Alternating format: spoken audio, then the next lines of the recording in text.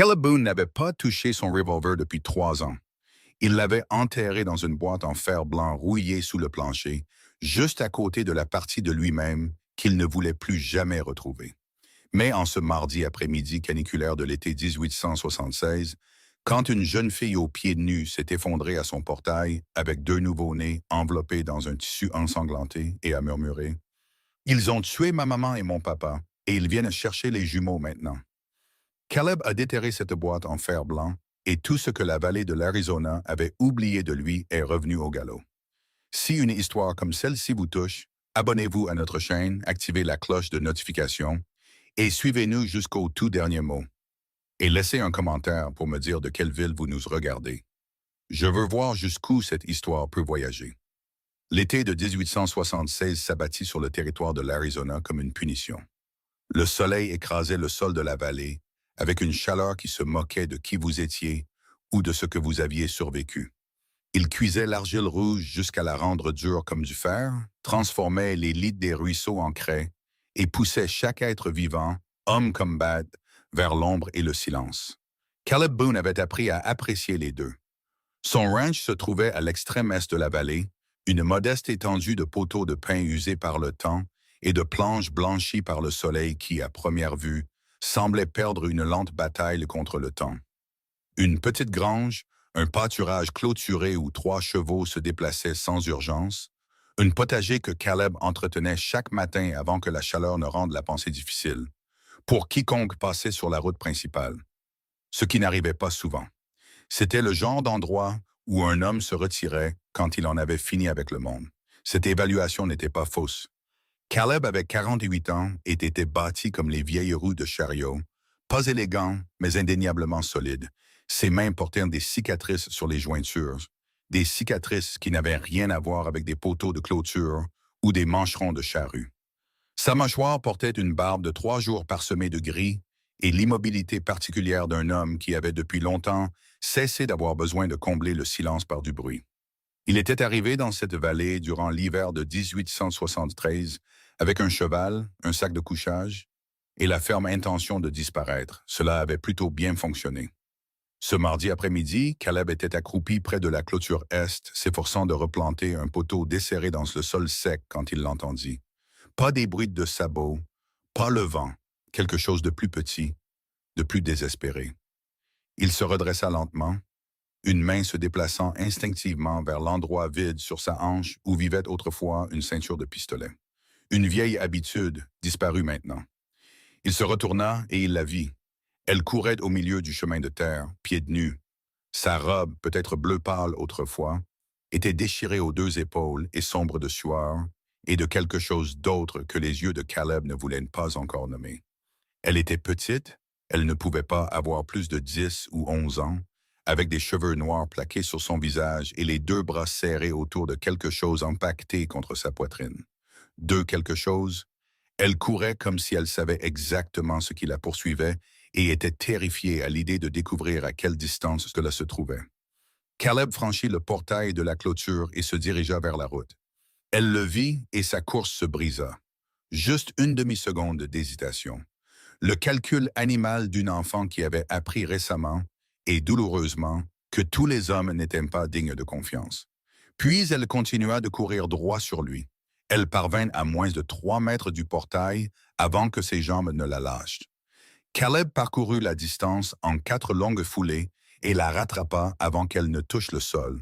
Il la rattrapa, elle et les paquets, un bras passant sous elle, l'autre calant ce qu'elle portait contre sa poitrine. Les paquets bougèrent. Il baissa les yeux. 2 visages, les yeux fermés, les bouches s'agitant silencieusement de cette manière spécifique aux nouveau-nés qui n'ont pas encore appris que le monde répondra parfois. Des jumeaux, à peine âgés de quelques jours à vue d'œil. « Doucement », dit Caleb. Sa voix sortit basse et rauque, faute d'usage. « Doucement maintenant. Je vous tiens. » La jeune fille agrippa le devant de sa chemise à 2 points, une prise qui le surprit par sa férocité. « Ne les lâchez pas, dit-elle. S'il vous plaît, ne les lâchez pas. Je ne les lâcherai pas. Promettez-le-moi. » Caleb regarda son visage. Ses yeux étaient d'un brun sombre, comme l'eau d'un ruisseau après la pluie, et ils étaient remplis de quelque chose que les yeux d'un enfant ne devrait jamais avoir à contenir. Pas exactement du chagrin, mais l'endroit où va le chagrin après avoir brûlé assez longtemps pour se transformer en pure et désespérée résolution. Je vous le promets, dit-il. Comment vous appelez-vous? Emily, déglutit-elle difficilement. Emily Carter. Très bien, Emily Carter. Il déplaça doucement les jumeaux contre sa poitrine. Pouvez-vous marcher? Oui, essaya-t-elle. Ses genoux fléchirent. Non, vous ne pouvez pas. Il passa un bras sous ses jambes et la souleva à côté des bébés avec la fermeté pragmatique d'un homme qui comprenait que certains fardeaux ne demandent pas la permission avant de vous tomber dessus. À quelle distance sont-ils? Emily tourna la tête pour regarder la route d'où elle venait. Son corps se raidit. Combien sont-ils? Demanda Caleb. 5? Sa voix se réduisit à un souffle. 5 hommes, les hommes de M. Hale. Ils avaient des fusils. Caleb se dirigeait déjà vers la grange. Il installa Emily sur une botte de foin et déposa les jumeaux sur une couverture de cheval pliée dans le coin du box, le box intérieur, loin des portes de la grange. Il les examina rapidement et avec plus de connaissances qu'un homme vivant seul n'aurait dû en avoir. Les gencives, la couleur, le léger soulèvement et abaissement de leur poitrine. Vivants, affamés, effrayés de cette manière qui vit sous la peur consciente, dans le corps lui-même. Ils ont besoin d'eau, dit Emily derrière lui, et de lait si vous en avez. J'ai essayé de leur donner de l'eau du ruisseau il y a 2 nuits, mais je ne savais pas si... J'ai une vache laitière. Caleb se releva. Comment s'appelle-t-elle?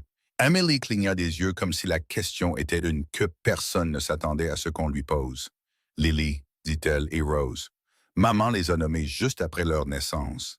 Sa voix se brissa sur le dernier mot, et elle la ravala. Juste après elle s'arrêta. Caleb attendit. Il avait appris, dans une vie qui avait compté plus que sa part de conversations difficiles, que la pire chose à faire quand quelqu'un luttait pour ne pas s'effondrer était d'aider trop vite. Parfois, les gens avaient besoin de trouver le sol par eux-mêmes. Juste après sa mort, termina Emily. La grange fut très silencieuse un instant. « Je suis désolé, » dit Caleb. « Mon papa aussi. » La mâchoire d'Emily se serra, et à cet instant, elle ressemblait moins à une enfant qu'à quelqu'un que le monde avait déjà essayé de briser sans tout à fait y parvenir. Ils lui ont tiré dessus en premier, dans le tunnel de la mine. Puis, ils sont revenus à la maison pour maman. Caleb était très immobile. Qui a fait ça? Les hommes de Victor Hale. Ses yeux rencontrèrent les siens, directs et stables. Monsieur Hale possède la moitié du territoire, ou du moins il le pense. Sa voix portait quelque chose de tranchant, une acuité qui n'appartenait pas au chagrin. Elle appartenait à la colère. Mais il ne possède pas notre mine. Papa l'a enregistré légalement à Tucson il y a 2 ans. Le filon d'argent qu'ils ont trouvé au printemps dernier, il était à nous. Il est à nous. Elle posa la paume de sa main contre sa poitrine, pressant quelque chose sous le tissu déchiré de sa robe. J'ai la carte et l'acte de propriété. Papa m'a fait jurer de les garder sur moi, quoi qu'il arrive. Caleb se frotta la nuque et regarda la porte de la grange. Pas encore de poussière venant de la route, mais il y en aurait. « Depuis combien de temps courriez-vous? » demanda-t-il. « 2 jours. » Emily le dit comme on énonce des faits qui ont dépassé la douleur pour devenir une simple réalité. Je me suis caché dans le canyon la première nuit avec les bébés. J'ai marché quand il faisait frais. Je me suis caché quand j'entendais des chevaux. 2 jours pieds nus avec des nouveau-nés. Caleb regarda ses pieds. Les plantes étaient dans un état qu'il ne s'autorisa à étudier que brièvement. « Je vais vous chercher de l'eau, dit-il, et du lait pour les filles. Ensuite, vous allez tout me raconter, chaque nom, chaque visage. » Il croisa son regard. « Et je vais trouver ce que nous allons faire. » Emily l'observa un instant, le même calcul prudent qu'il avait vu sur son visage sur la route. « Qui êtes-vous? » demanda-t-elle. « Caleb Boone. » Quelque chose changea dans son expression, à peine visible, mais il le perçut. « J'ai entendu ce nom, dit-elle prudemment. La plupart des gens l'ont entendu. Il le dit sans fierté et sans excuse, comme un homme annonce la météo. Savoir si ce qu'ils ont entendu est vrai dépend de qui le racontait. Ils ont dit que vous étiez... Je sais ce qu'ils ont dit. Il ramassa le seau d'eau près du box. C'était il y a longtemps. Il apporta de l'eau. Il apporta du lait chaud, tiré de la vache, versé dans une tasse peu profonde et donné à chaque bébé tour à tour avec une patience qui semblait à Emily, observant depuis la botte de foin, étrangement déplacée chez un homme avec des mains comme les siennes. Les jumelles burent, leur petit visage passant de la terreur à la paix particulière de ceux qui viennent d'être nourris. Caleb s'assit sur ses talons et les regarda s'installer. Lily, celle de gauche. Emily dit qu'elle s'agite moins, mais se réveille plus. Rose est plus bruyante, mais elle dort plus longtemps une fois endormie. Vous les avez depuis 2 jours et vous savez déjà ça. Il le fallait. La voix d'Emily était simple. Il n'y avait personne d'autre. Caleb ne dit rien. Dehors, un corbeau cria depuis le poteau de la clôture. Une fois, 2 fois. Caleb se leva et se dirigea vers la porte de la grange, restant dans l'ombre du cadre, tandis qu'il regardait la route. Le nuage de poussière était visible maintenant, encore lointain, mais pas aussi lointain qu'il l'aurait souhaité. Il revint au box, s'accroupit au niveau d'Emily. Sa voix était calme et égale. « Emily, j'ai besoin de tout savoir maintenant. Pas une partie, tout. Parce que ces hommes sont peut-être à 20 minutes d'ici, et quoi que je décide de faire, j'ai besoin de connaître toute l'ampleur de ma décision. » Emily croisa son regard. Puis elle sortit les papiers pliés dessous le tissu déchiré de sa robe. Une carte dessinée à la main avec des traits de crayon soignés, et en dessous, un document légal, taché d'eau sur les bords, mais intact, portant le sceau d'un magistrat de Tucson. Elle les lui tendit. « Mon papa a travaillé dans cette mine pendant 4 ans. Elle dit qu'il a déposé la concession légalement. Tout est là. Le filon d'argent qu'ils ont trouvé est profond. On ne sait même pas à quelle profondeur. Monsieur Hall a envoyé des hommes pour proposer de l'acheter il y a 2 mois. Et papa a dit non. » Elle marqua une pause. Une semaine après, le contremaître de Monsieur Hall, un homme nommé Decker, est revenu avec 6 cavaliers. Ils ont dit que papa avait falsifié la concession. Ils ont dit que la terre appartenait à Hale par concession originale. Sa voix resta plate et contrôlée. Papa savait ce qui se passait. Il me l'a dit. Il me l'a dit cette nuit-là. Il m'a fait asseoir et il a dit « Emily, s'il m'arrive quelque chose, tu prends tes sœurs et tu cours. Tu trouves quelqu'un qui ne peut pas être acheté. Quelqu'un qui savait autrefois ce que signifiait tenir tête. » Elle le regarda droit dans les yeux. « J'ai posé des questions dans la dernière ville que j'ai traversée avant que les hommes de Hale ne me repèrent. J'ai demandé qui vivait à l'est de la vallée et ne pouvait pas être acheté. » Elle laissa échapper un long souffle instable. 3 personnes différentes ont dit le même nom. Caleb resta silencieux un long moment.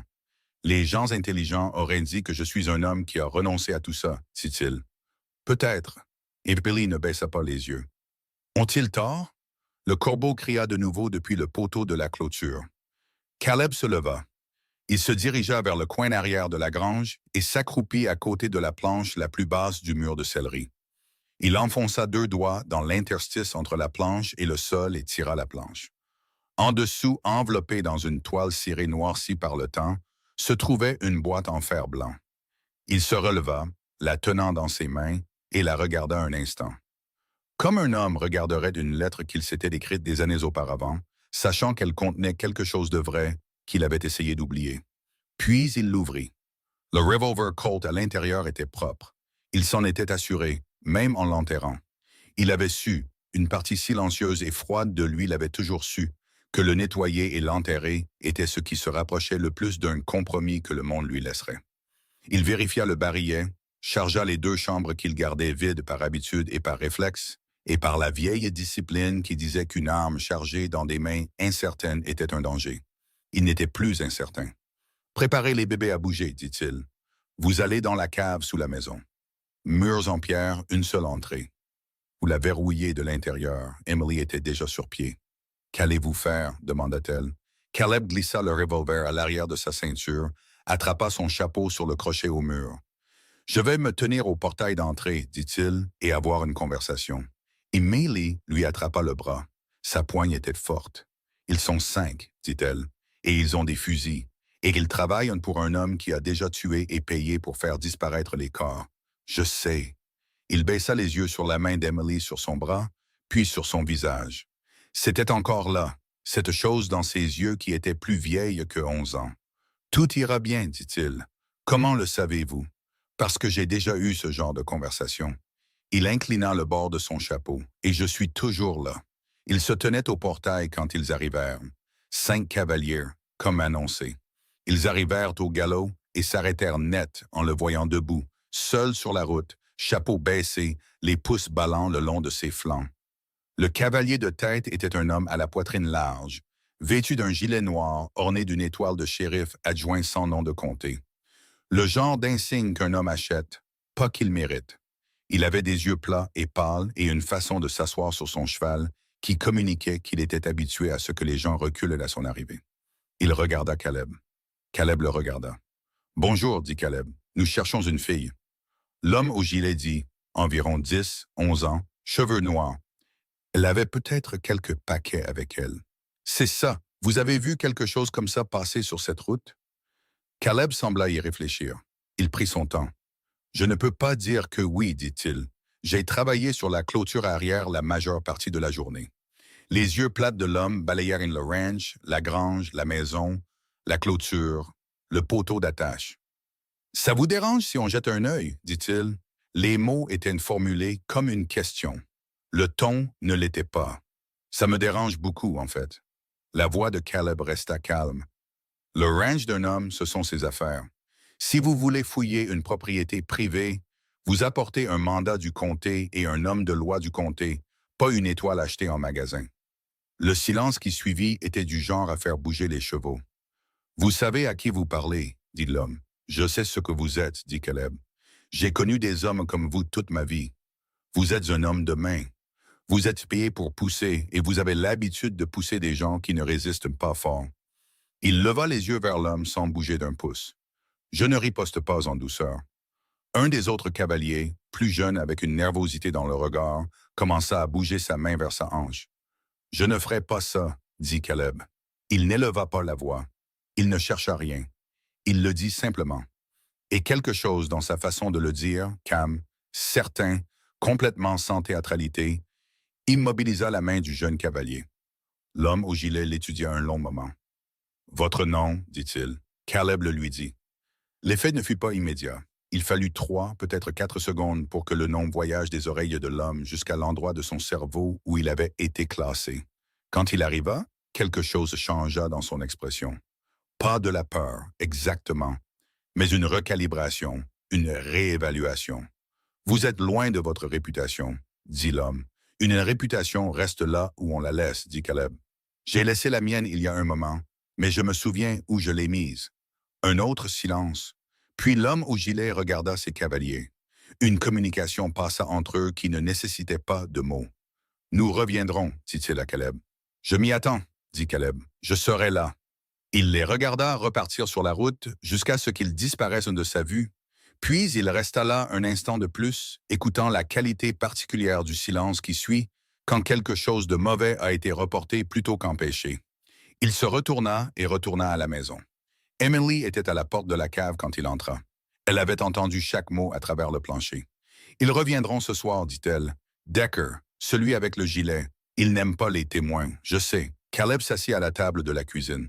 « Emily, j'ai besoin que vous m'écoutiez attentivement. » Elle s'assit en face de lui. Les jumelles étaient dans un tiroir garni de couvertures sur le sol à côté d'elle. Rose déjà endormie, Lily regardant le plafond avec l'attention ancienne et sérieuse du nouveau-né. « Ces papiers, dit Caleb, l'acte de propriété et la carte, sont votre revendication légale. Ils sont aussi la raison pour laquelle votre famille est morte. Je veux que vous compreniez cela. Je comprends cela. Je ne vais pas prétendre que c'est simple. Je sais que ce n'est pas simple. » Emily dit, « Il y a un homme à Copper Creek. Il dit, le shérif Walker, Daniel Walker. Je le connais depuis 15 ans. C'est le genre d'homme qui ne se laisse pas acheter. » Il croisa son regard. « Je dois lui faire parvenir ses papiers, légalement, pour qu'ils soient enregistrés. Une fois qu'ils seront dans les registres du comté, Hale perdra le seul coup qui lui reste, qui est de faire disparaître les papiers avec tous ceux qui en connaissent l'existence. » Emily resta silencieuse un moment. « Et d'ici là? » Caleb posa ses mains à plat sur la table. « D'ici là, dit-il lentement. Vous, Lily et Rose êtes sous ce toit et personne ne franchira cette porte que je n'aurais pas personnellement invité. » Emily le regarda. Puis elle regarda Lily qui observait le plafond. « Pourquoi? » dit-elle, pas méfiante, demandant sincèrement. « Vous ne nous connaissiez pas ce matin. Vous ne nous devez rien. » Caleb resta silencieux un moment. La cuisine sentait la poussière, le vieux bois et le lait qu'il avait chauffé pour les bébés. « Non, dit-il finalement, je ne vous dois rien. » Il ne dit rien d'autre. Il n'en avait pas besoin. Emily le regarda un long moment. Puis elle tendit la main sur la table et la posa sur ses jointures cicatrisées, un geste qui était à la fois enfantin et pas du tout enfantin. « Merci, Monsieur Boone, dit-elle. Dehors, le soleil commençait sa longue descente vers la crête ouest. La vallée s'étendait, large, dorée et faussement paisible dans toutes les directions. Caleb regarda par la fenêtre. Quelque part dans cette distance dorée, Victor Hale planifiait déjà son prochain coup. Et Caleb Boone, un homme qui avait passé 3 ans à essayer très fort de n'être personne, était assis dans sa cuisine avec 2 nouveau-nés et une fillette de 11 ans qui avait couru pieds nus pendant 2 jours plutôt que de laisser le monde prendre ce qui lui appartenait. Il se pencha et ajusta la couverture sur l'épaule de Lily. Le bébé fit un petit bruit et attrapa son doigt. Caleb la regarda longuement. Puis il se leva, se dirigea vers la fenêtre et commença à planifier. Caleb ne dormit pas cette nuit-là. Il s'assit dans le fauteuil près de la fenêtre de devant, le Colt posé sur ses genoux et les yeux fixés sur la route. Et il laissa passer les heures sombres comme un homme traverse un pays difficile, un pas prudent à la fois, sans regarder trop loin devant, faisant confiance à ses pieds pour connaître le terrain. Les jumelles dormaient dans le tiroir de la cuisine. Emily était recroquevillée sur le sol à côté d'elle, le dos contre le placard et la main posée sur le bord du lit improvisé, ses doigts touchant la couverture même dans son sommeil, comme si elle avait besoin de la confirmation physique qu'elles étaient toujours là. Caleb les observa depuis le seuil de la porte vers 2 heures du matin et sentit quelque chose le traverser qu'il n'avait pas ressenti depuis longtemps. Pas de la tendresse, exactement. Quelque chose de plus calme, la reconnaissance de personnes qui avaient survécu à quelque chose auquel elles n'auraient pas dû survivre et qui n'avaient pas encore pleinement compris qu'elles s'en étaient sorties. Il connaissait ce sentiment. Il l'avait porté lui-même autrefois, dans une autre vie. Il retourna à son fauteuil. Au moment où la lumière grise commença à filtrer par la fenêtre est, il avait un plan. Emily était réveillée avant l'aube, déjà en train de chauffer du lait pour les bébés. Elle se déplaçait dans sa cuisine avec l'efficacité de quelqu'un habitué à être la personne la plus âgée et la plus capable dans n'importe quelle pièce, et elle ne s'excusait pas d'utiliser ses affaires, ni ne demandait la permission pour ce dont elle avait besoin. Caleb respectait cela sans le dire. Il versa 2 tasses de café et en posa une sur la table devant elle. « Je pars pour Copper Creek ce matin, dit-il. » Emily leva les yeux de la tasse dont elle sortait du lait chaud à la cuillère. « Vous partez? 3 heures pour y aller, 3 heures pour revenir. Je serai de retour avant la nuit. Et si les hommes de Hale viennent pendant votre absence? Ils ne viendront pas. » Il s'assit. Decker est un homme qui suit les ordres, et ses ordres, en ce moment, sont de découvrir qui je suis avant de s'en prendre à moi. Il est retourné faire son rapport hier soir. Hale voudra réfléchir avant d'envoyer des hommes sur un ranch appartenant à Caleb Boone en plein jour. Il entoura sa tasse de café de ses 2 mains. Ça me donne la journée.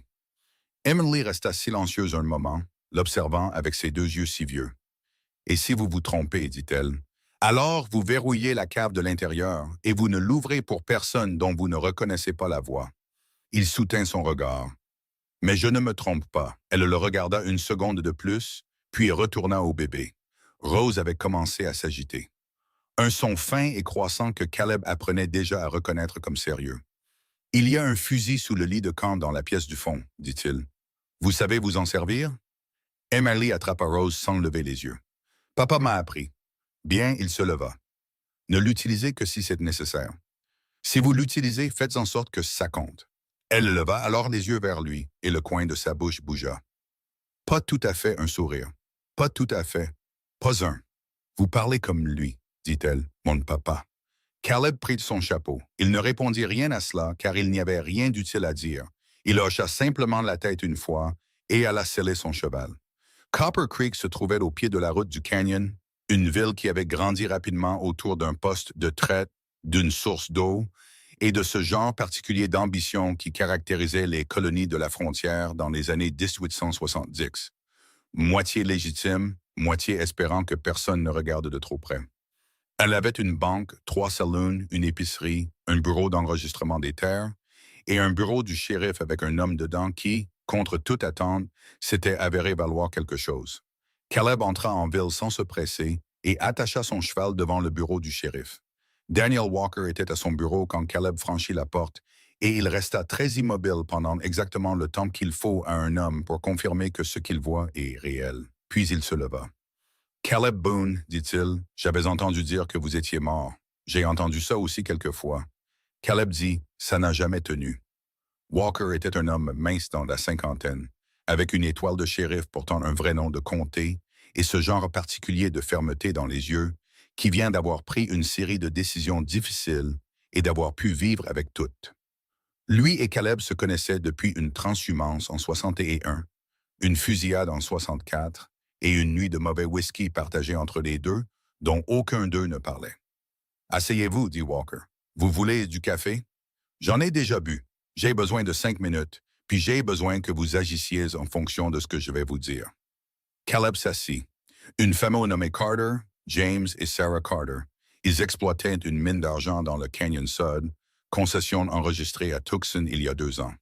L'expression de Walker ne changea pas, mais quelque chose derrière ses yeux-ci. Je connais ce nom. Ils sont morts. Les hommes de Victor Hale les ont tués. La fille, l'aînée, une fille nommée Emily. Elle est à mon ranch en ce moment, avec les 2 nouveaux-nés, des jumelles. Elle a l'acte de propriété et la carte. Caleb se pencha en avant. J'ai besoin que vous enregistriez ces documents au comté aujourd'hui. Pas demain, aujourd'hui. Une fois qu'ils seront enregistrés, Hale perdra son avantage. Walker le regarda fixement. Caleb, vous comprenez qui est Victor Hale dans ce territoire? Je comprends ce qu'il pense être, dit Caleb. Je comprends qu'il s'est habitué à penser que l'argent est la même chose que la loi. Je suis ici pour l'aider à comprendre la différence. Il a un homme au tribunal de circuit territorial, alors nous irons au-dessus du juge de circuit. Il a 2 hommes parmi les commissaires du comté. Daniel. La voix de Caleb resta égale. Je ne vous demande pas ce qui est facile. Je vous demande ce qui est juste. Vous avez toujours connu la différence. C'est pourquoi je suis venu vous voir et pas quelqu'un d'autre. Walker resta silencieux. Il prit un crayon et le reposa. Vous réalisez, dit-il lentement, que si j'ouvre ce dossier, Hale le saura dans les 48 heures, et il s'en prendra à ses enfants par toutes les voies légales qu'il a avant d'essayer à nouveau l'autre genre. J'y compte bien, dit Caleb. Les voies légales prennent du temps. Le temps, c'est ce dont j'ai besoin. Walker le regarda un long moment, puis il ouvrit le tiroir de son bureau et en sortit un registre. Dites-moi tout ce que vous savez, dit-il. Commencez par le début. Caleb était de retour sur la route en milieu de matinée et il était à mi-chemin de chez lui quand il entendit le second cheval derrière lui. Il ne se retourna pas. Il écouta simplement. Le rythme, la distance, l'intention, la façon dont il s'était entraîné à écouter des années auparavant. Un cavalier gardant une distance délibérée, n'essayant pas de se rapprocher, ce qui signifiait pas hostile, mais restant assez proche pour le suivre, ce qui signifiait pas amical.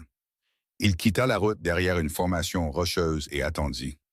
Le cavalier contourna le virage et s'arrêta net à la vue de Caleb, assis complètement immobile au milieu du sentier, tourné vers l'arrière.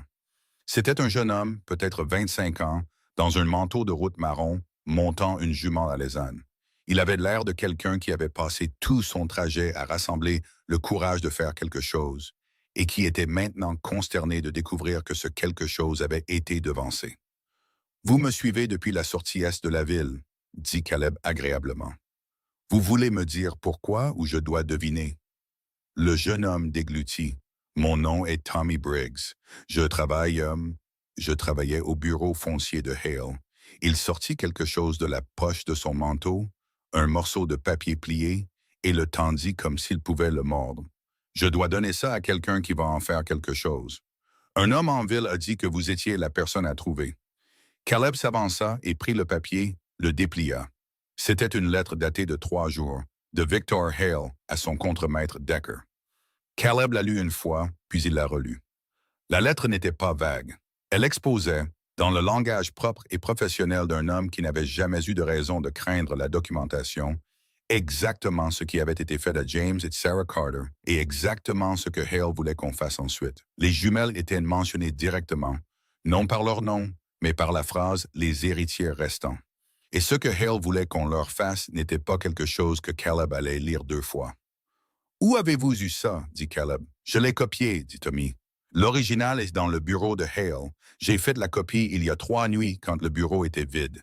J'essaie de trouver à qui l'a donné depuis 2 jours. Pourquoi? Tommy le regarda. Parce que j'ai une sœur, dit-il. Elle a 9 ans. Caleb plia la lettre et la mit dans sa chemise contre sa poitrine. Vous devez quitter ce territoire, dit-il. Aujourd'hui, ne retournez pas en ville. Ne retournez pas dans votre chambre. Ne parlez à personne que vous connaissez. Partez vers le nord. Vous comprenez? Est-ce que ça... La voix de Tommy se brisa légèrement. Est-ce que ça aidera, ce que j'ai copié? Caleb le regarda. Ça va le finir, dit-il. Partez vers le nord. Il tourna son cheval vers le ranch et ne se retourna pas. Il rencontra des ennuis avant de rentrer chez lui. Il était encore à 400 mètres quand il vit de la fumée. Pas la fumée noire et épaisse de quelque chose qui brûle, juste un mince filet gris s'élevant de la direction de la grange. Le genre de fumée qui signifiait que quelqu'un avait allumé quelque chose de petit et de délibéré, un signal, un avertissement ou une déclaration. Il arriva vite et silencieusement par le côté est, descendit de cheval derrière la lisière des arbres et parcourut les 100 derniers mètres à pied. Decker était assis seul sur les marches du poste, juste assis là dans la chaleur de l'après-midi, son chapeau repoussé en arrière et ses mains lâches entre ses genoux, comme un homme attendant un train. Ses 4 cavaliers étaient dispersés en un large arc dans la cour. Pas agressif, pas détendu non plus. La posture d'homme attendant un signal. Caleb sortit de la lisière des arbres et traversa la cour comme s'il était sorti par la porte d'entrée et avait décidé de revenir par le même chemin. Decker leva les yeux, sourit. « Monsieur Boone, dit-il, nous attendions, je vois ça. » Caleb s'arrêta à 3 mètres. « Vous avez mis le feu à ma grange. » Un petit feu. Decker leva une main dans un geste presque d'excuse. « Juste pour passer le temps. C'est éteint. Pas de réel dommage. C'est une violation de propriété et une destruction de biens, dit Caleb, en plus des autres choses que je pourrais nommer. De grands mots pour un homme seul contre 5. J'ai connu pire probabilité. Caleb le regarda droit dans les yeux. Que veut Hale? Decker se leva. C'était un homme grand. Pas aussi grand que Caleb, mais assez pour qu'il soit habitué à utiliser sa taille comme premier argument. Il traversa la cour, s'arrêta à 2 mètres et regarda Caleb de haut, avec les yeux plats et pâles d'un homme qui avait pris une décision. « Il veut les enfants, » dit Decker. « La fille, les bébés. Il veut l'acte de propriété et la carte. Il les veut dans les 12 prochaines heures, sinon il dépose des papiers auprès du juge de circuit déclarant que la concession Carter a été obtenue par fraude et que la propriété revient à Hale Land Holdings. Sa voix resta calme. Et il veut que toute vieille rancune que vous entretenez reste enterrée.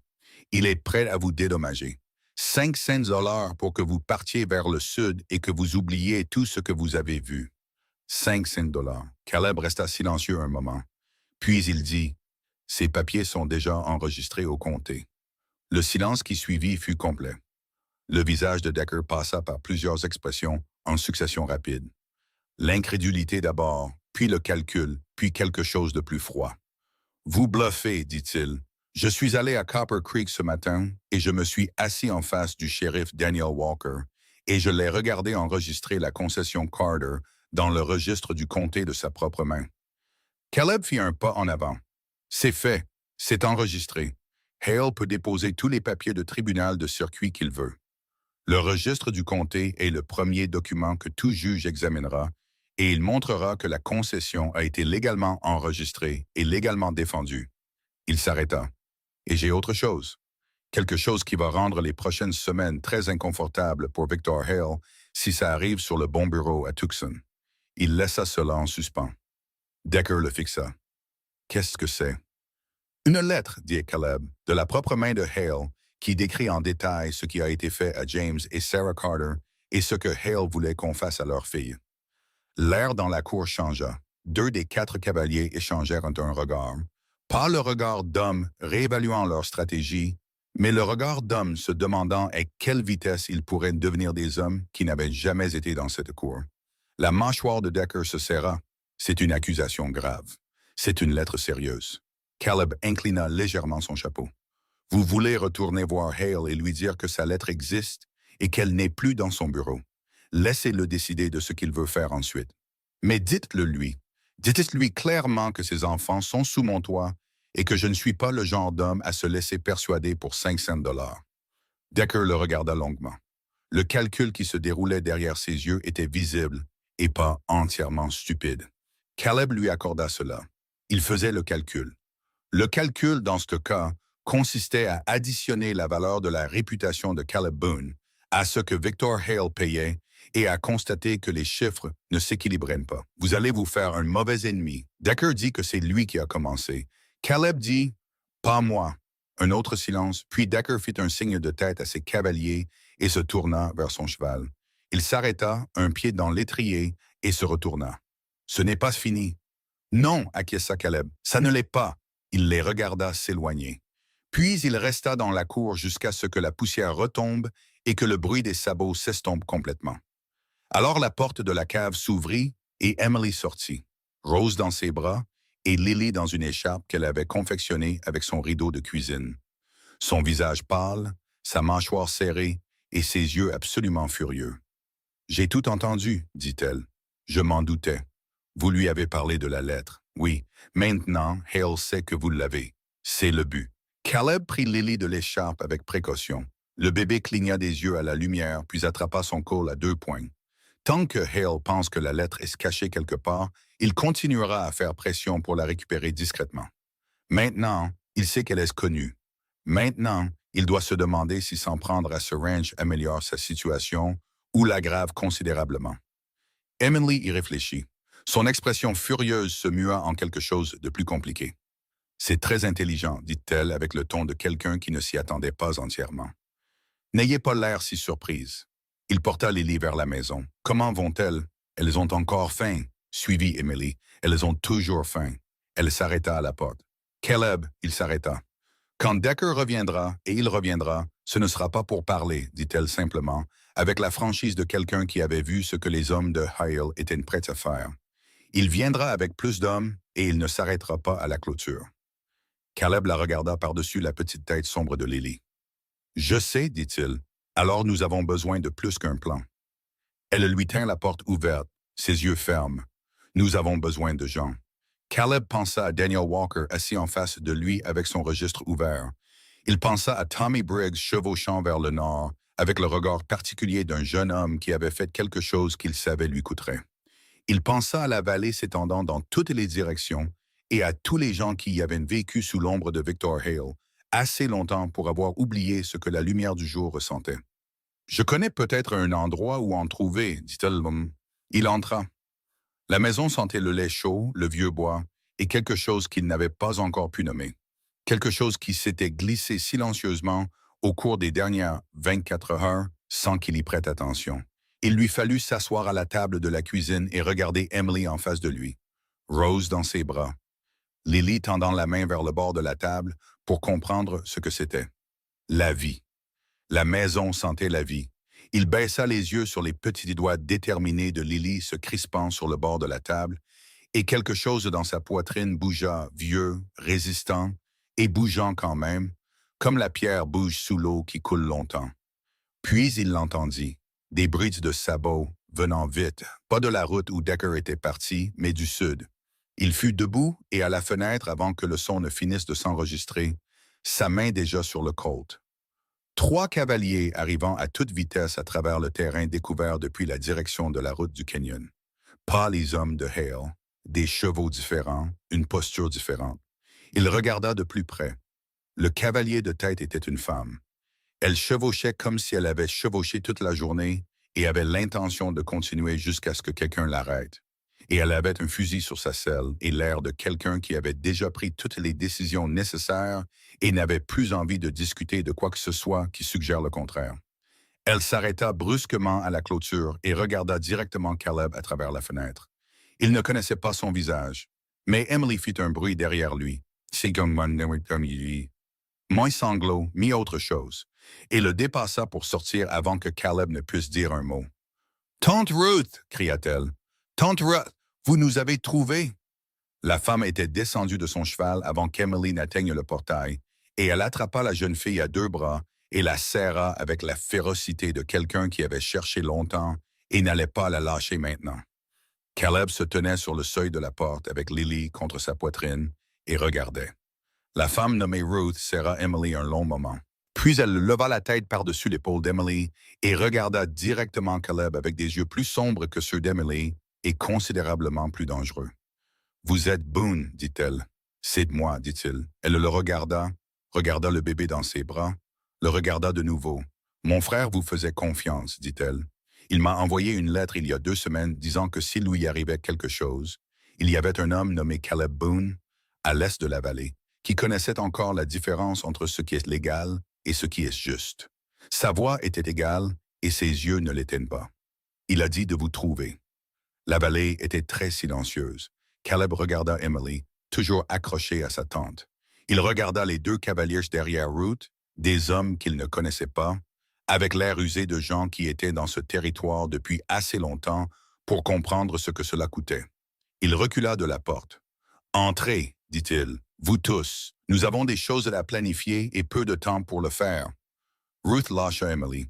Elle attrapa quelque chose dans sa sacoche, enveloppé dans de la toile et attaché avec une corde. « James m'a laissé ça. » Elle dit, avant de mourir. « Il a dit que vous sauriez quoi en faire. » Elle le tendit à Caleb. Il le prit, défit de la corde. À l'intérieur de la toile se trouvait un 2e acte de propriété, pas une copie du premier, mais un original notarié à Tucson avec le sceau d'un second magistrat. Une sauvegarde. James Carter avait fait une sauvegarde. Caleb le regarda un long moment. Puis il leva les yeux vers Ruth. « Votre frère était un homme prudent, dit-il. » La mâchoire de Ruth se serra. Ses yeux brillaient de quelque chose qu'elle contenait très soigneusement. « C'était un homme bon, dit-elle. Je veux que les gens qui l'ont tué fassent face à un tribunal, pas à un canyon. »« C'est le plan, dit Caleb. » Il s'écarta et elle passa devant lui pour entrer dans la maison, et Emily la suivit. Et les 2 cavaliers attachèrent leurs chevaux et entrèrent à leur tour. Caleb resta sur le seuil un instant de plus, regardant vers le sud, vers la route du canyon où la poussière de 3 chevaux rapides se déposait encore. Quelque part derrière ce canyon, Victor Hale lisait le rapport de Decker. Quelque part dans ce rapport se trouvait le nom de Caleb, le mot « lettre » et l'expression « registre du comté », et toutes les choses qui signifiaient que ce que Hale avait cru être une simple acquisition était devenu quelque chose de considérablement plus compliqué. Caleb baissa les yeux sur Lily, toujours agrippée à son col, l'observant avec les yeux sombres et sérieux des très jeunes. « Très bien, dit-il doucement, à elle ou à lui-même, ou aux 2. Il se retourna, entra et ferma la porte. Ruth Carter ne perdait pas de temps. Moins d'1 heure après son arrivée, elle avait réorganisé la cuisine de Caleb en quelque chose qui ressemblait à une salle de guerre, étalé les documents de James Carter sur la table, et parlait de la manière concise et précise d'une femme qui avait passé les 6 derniers jours à chevaucher durement et à réfléchir encore plus durement. Ses 2 compagnons, un homme aux larges épaules nommé Cole, qui ne disait presque rien, et un homme plus âgé et nerveux nommé Pete, qui parlait un peu plus, étaient assis de part et d'autre de la table avec l'air patient de gens habitués à suivre Ruth où qu'elle décide d'aller. Caleb écoutait. Emily était assise à côté de sa tante avec Rose sur ses genoux, et pour la première fois depuis qu'elle s'était effondrée à son portail, elle ressemblait à autre chose que la dernière personne se tenant entre 3 enfants et le désastre. Elle avait toujours l'air épuisée, mais elle n'avait plus l'air seule. « Hale a 2 avocats à Tucson, » dit Ruth, en appuyant un doigt sur la carte sur la table. « Il a déposé une revendication concurrente sur la mine Carter il y a 5 jours. Je l'ai appris d'un employé qui devait une faveur à James. » Elle leva les yeux. « Il agit plus vite que je ne le pensais. » Il est devenu nerveux. Caleb dit qu'Emily courant avec un acte de propriété l'a rendu nerveux. Les hommes nerveux agissent vite. Les hommes nerveux font des erreurs. Ruth dit parfois. Caleb regarda le 2e acte de propriété devant lui, l'original notarié que James Carter avait laissé à sa sœur. Ce que nous avons maintenant, ce sont 2 documents légaux, une entrée au registre du comté et une lettre écrite de la propre main de Hale détaillant ce qu'il a ordonné de faire à James et Sarah. Il posa ses mains à plat sur la table. Dans un tribunal équitable, ça le finit. Ce n'est pas un tribunal équitable, dit Pete depuis le coin, et qui était la première chose qu'il disait depuis qu'il s'était assis, et il le dit avec la certitude lasse d'un homme qui avait appris cette leçon particulière personnellement. « Non, acquiesça Caleb, ça ne l'est pas. C'est pourquoi Walker doit faire parvenir ses documents au bureau du Marshal territorial avant que les avocats de Hale ne déposent leur dossier devant le juge de circuit. De combien de temps Walker a-t-il besoin? Demanda Ruth. Il envoyait un cavalier à Tucson quand je l'ai quitté ce matin. 2 jours, peut-être 3. Ruth le regarda fixement. Hale ne nous donnera pas 3 jours. La pièce était silencieuse. Dehors, la dernière lumière de l'après-midi devenait dorée et longue à travers la cour. Cole bougea sur sa chaise. Pete regarda ses mains. Emily observait Caleb avec l'attention concentrée de quelqu'un qui prenait des notes sur tout. « Non, dit Caleb, il ne le fera pas. Ils préparèrent le ranch comme des soldats préparent une position, non pas avec panique, mais avec l'attention méthodique de gens qui comprenaient que la différence entre survivre à la nuit et ne pas y survivre dépendrait des décisions prises dans les 2 prochaines heures, tant qu'il y avait encore de la lumière pour les prendre.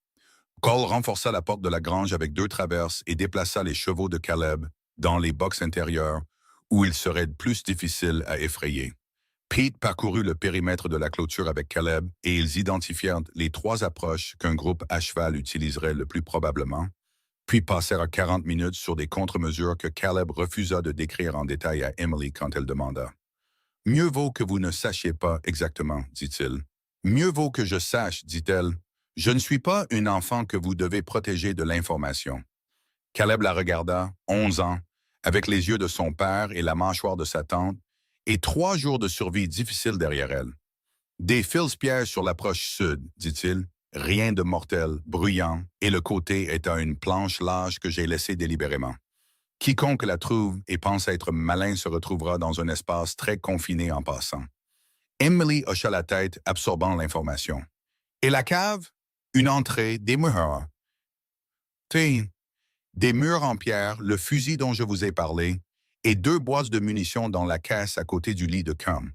Il la regarda directement. « Vous et les bébés y allez dès que quelque chose commence. Vous ne sortez pas avant d'entendre ma voix ou celle de Ruth. Et si... » « Ma voix ou celle de Ruth, répéta-t-il, pas celle de quelqu'un d'autre. » Elle le regarda fixement, puis elle hocha la tête. Ils arrivèrent à 2 heures du matin. Pas 5 hommes cette fois. 12. Caleb était à la fenêtre quand le premier fil-piège se déclencha. Le craquement de sa rupture et le cliquetis de la boîte de conserve attachée frappèrent le silence comme un coup de feu, et il était par la porte arrière avant que le son ne finisse de résonner. Ruth était déjà dans la grange. Cole tenait le côté est. Pete couvrait l'abreuvoir derrière la maison. Caleb monta sur le toit. Il avait cloué les planches d'accès en 74 quand il était arrivé au ranch, une habitude d'une vie qui avait exigé de savoir où se trouvait le terrain élevé à tout moment. Il monta vite dans le noir, restant bas, et s'installa derrière la cheminée avec le Colt et la Winchester qu'il avait sortis de la pièce du fond. En dessous de lui, 12 silhouettes se déplaçaient dans l'obscurité. Ils n'étaient pas subtils. Hale n'avait pas envoyé des hommes pour la subtilité. Il avait envoyé des hommes pour le nombre, pour la simple et intimidante mathématique de la force écrasante. Ils arrivèrent en 2 groupes, un du sud, un contournant par l'est. Et celui qui contournait par l'est heurta la planche large que Caleb avait préparée, et soudain, 3 d'entre eux se retrouvèrent coincés dans un espace entre la grange et la clôture qui ne leur laissait précisément aucune marge de manœuvre. Le premier coup de feu vint du groupe sud. Il frappa la fenêtre de devant et brisa complètement la vitre, et Caleb entendit Emily en dessous de lui.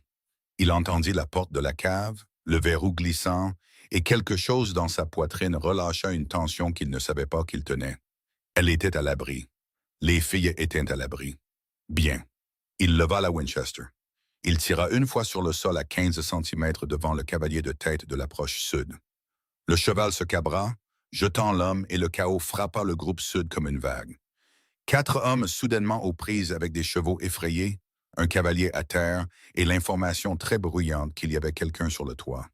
Boone. Une voix dans le noir. Decker, ça n'a pas à se passer comme ça. Envoyez la fille et les papiers et vous vous en sortez. Caleb tira de nouveau. Cette fois, il fit sauter le chapeau de l'homme le plus proche de Decker. Délibéré, net. Dernier avertissement. La voix de Decker avait changé de registre. Nous avons des torches. De la grange, le fusil de Ruth parla 1 fois, 2 fois, et 2 des 3 hommes coincés contre la clôture et tombèrent, Pas mort, mais à terre, se tenant les jambes avec les sons spécifiques d'hommes qui avaient été touchés quelque part qui faisait énormément mal et n'était pas fatal. Le troisième homme de ce groupe se retourna et courut. Caleb le laissa faire. Les hommes qui courent répandant l'information, et l'information qu'ils voulaient répandre se clarifiait actuellement pour tout le monde dans la cour. Puis Decker fit ce que Caleb avait craint que Decker fasse. Il envoya deux hommes à l'arrière de la maison. Pas vers Caleb, pas vers la grange, vers la porte de la cave. Caleb les vit se détacher du groupe principal et faire un large détour, utilisant le combat principal comme couverture, et pendant une demi-seconde, il sentit quelque chose de froid le traverser, qui n'avait rien à voir avec l'air de la nuit. Il sauta du toit, pas par les planches d'accès, directement du bord est, attrapant le surplomb à deux mains, tombant les derniers 2,5 mètres au sol et roulant. Et il était sur ses pieds et en mouvement avant que la douleur dans ses genoux due à l'atterrissage n'ait fini de s'enregistrer. Il contourna le coin de la maison en courant, et les deux hommes à la porte de l'accueil l'entendirent arriver, mais n'eurent pas le temps de faire grand-chose.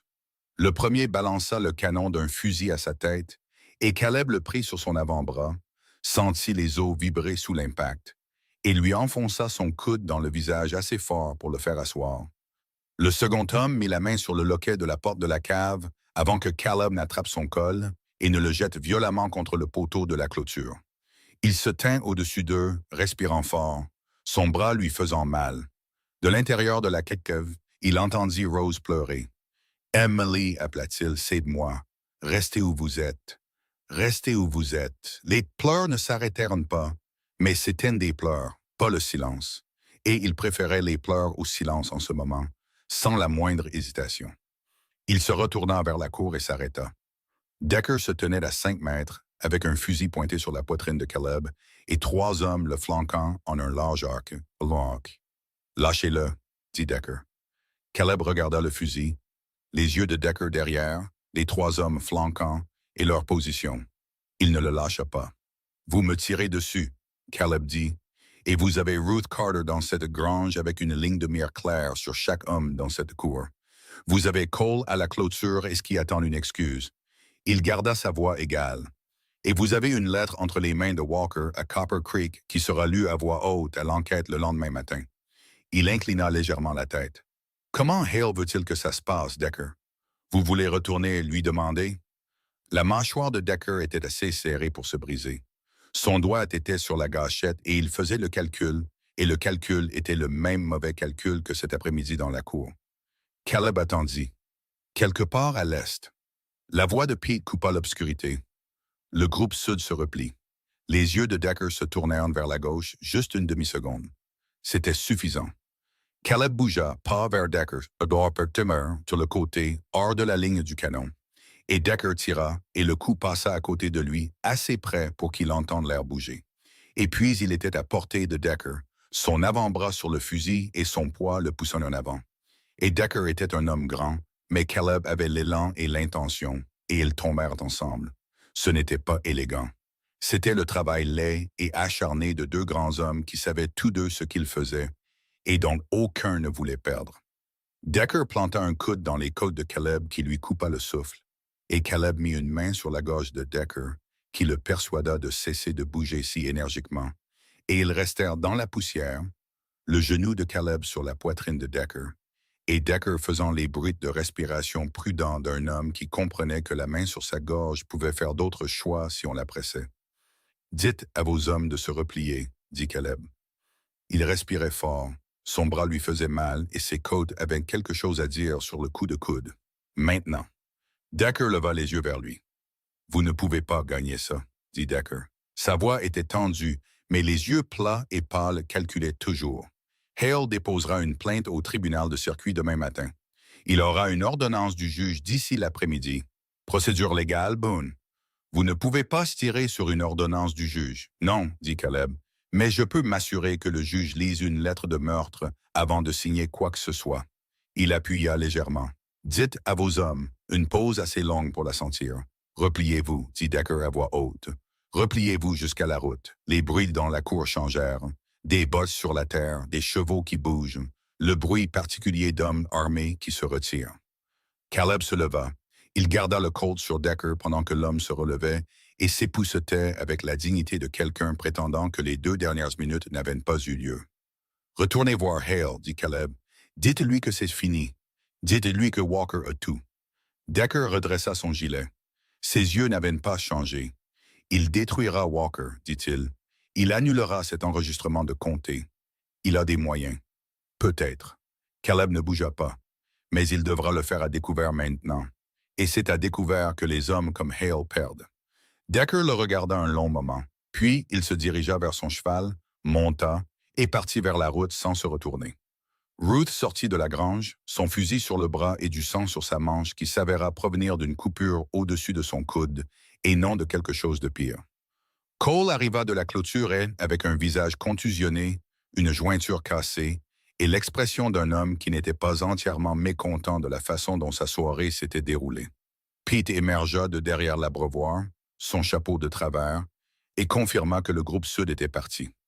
Caleb se tenait au milieu de la cour et écoutait le ranch retrouver quelque chose qui ressemblait au calme. Puis il alla à la porte de la cave et s'accroupit. « Emily, dit-il, c'est fini, vous pouvez monter. » Le verrou glissa, la porte s'ouvrit. Emily monta les escaliers avec Lily dans ses bras et Rose dans l'écharpe contre sa poitrine. Les 2 bébés, le visage rouge et furieux et vivant. Et elle s'arrêta sur la dernière marche et regarda la cour, la clôture brisée, la terre éraflée, les hommes debout dans silence. Et puis elle regarda Caleb. « Vous saignez, dit-elle. » Il regarda son avant-bras. Le canon du fusil avait ouvert une coupure sur l'extérieur, pas profonde mais insistante. « Ce n'est rien, dit-il. Ce n'est pas rien. Vous devez le penser. » Elle se dirigeait déjà vers la maison, bébés et tout, avec l'autorité de quelqu'un qui avait décidé que la partie critique de la soirée était terminée et que la partie pratique commençait maintenant. « Asseyez-vous.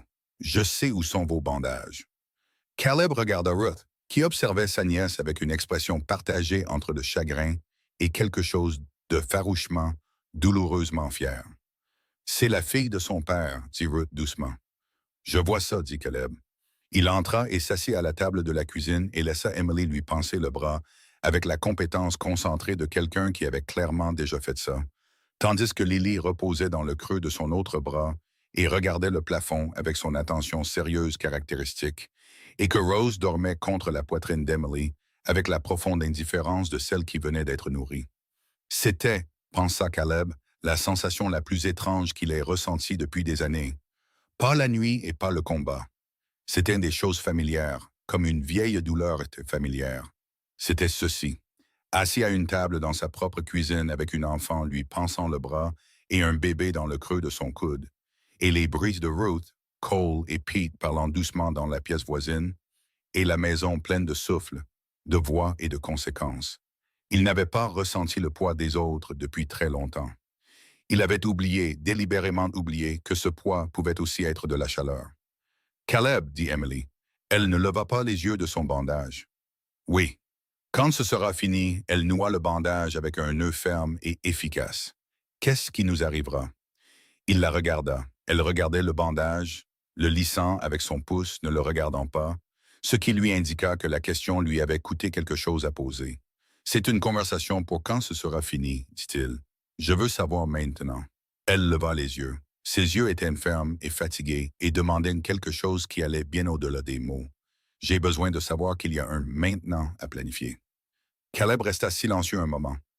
Dehors, Cole rit de quelque chose que Pete dit, bas et bref. La voix de Ruth répondit.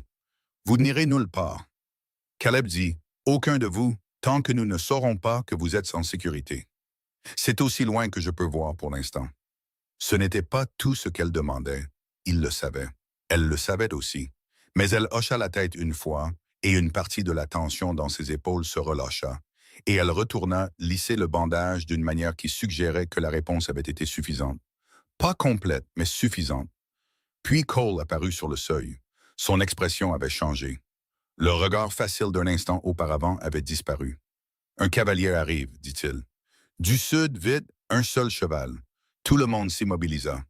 Caleb se leva, passant Lily dans le bras libre d'Emily, et se dirigea vers la fenêtre.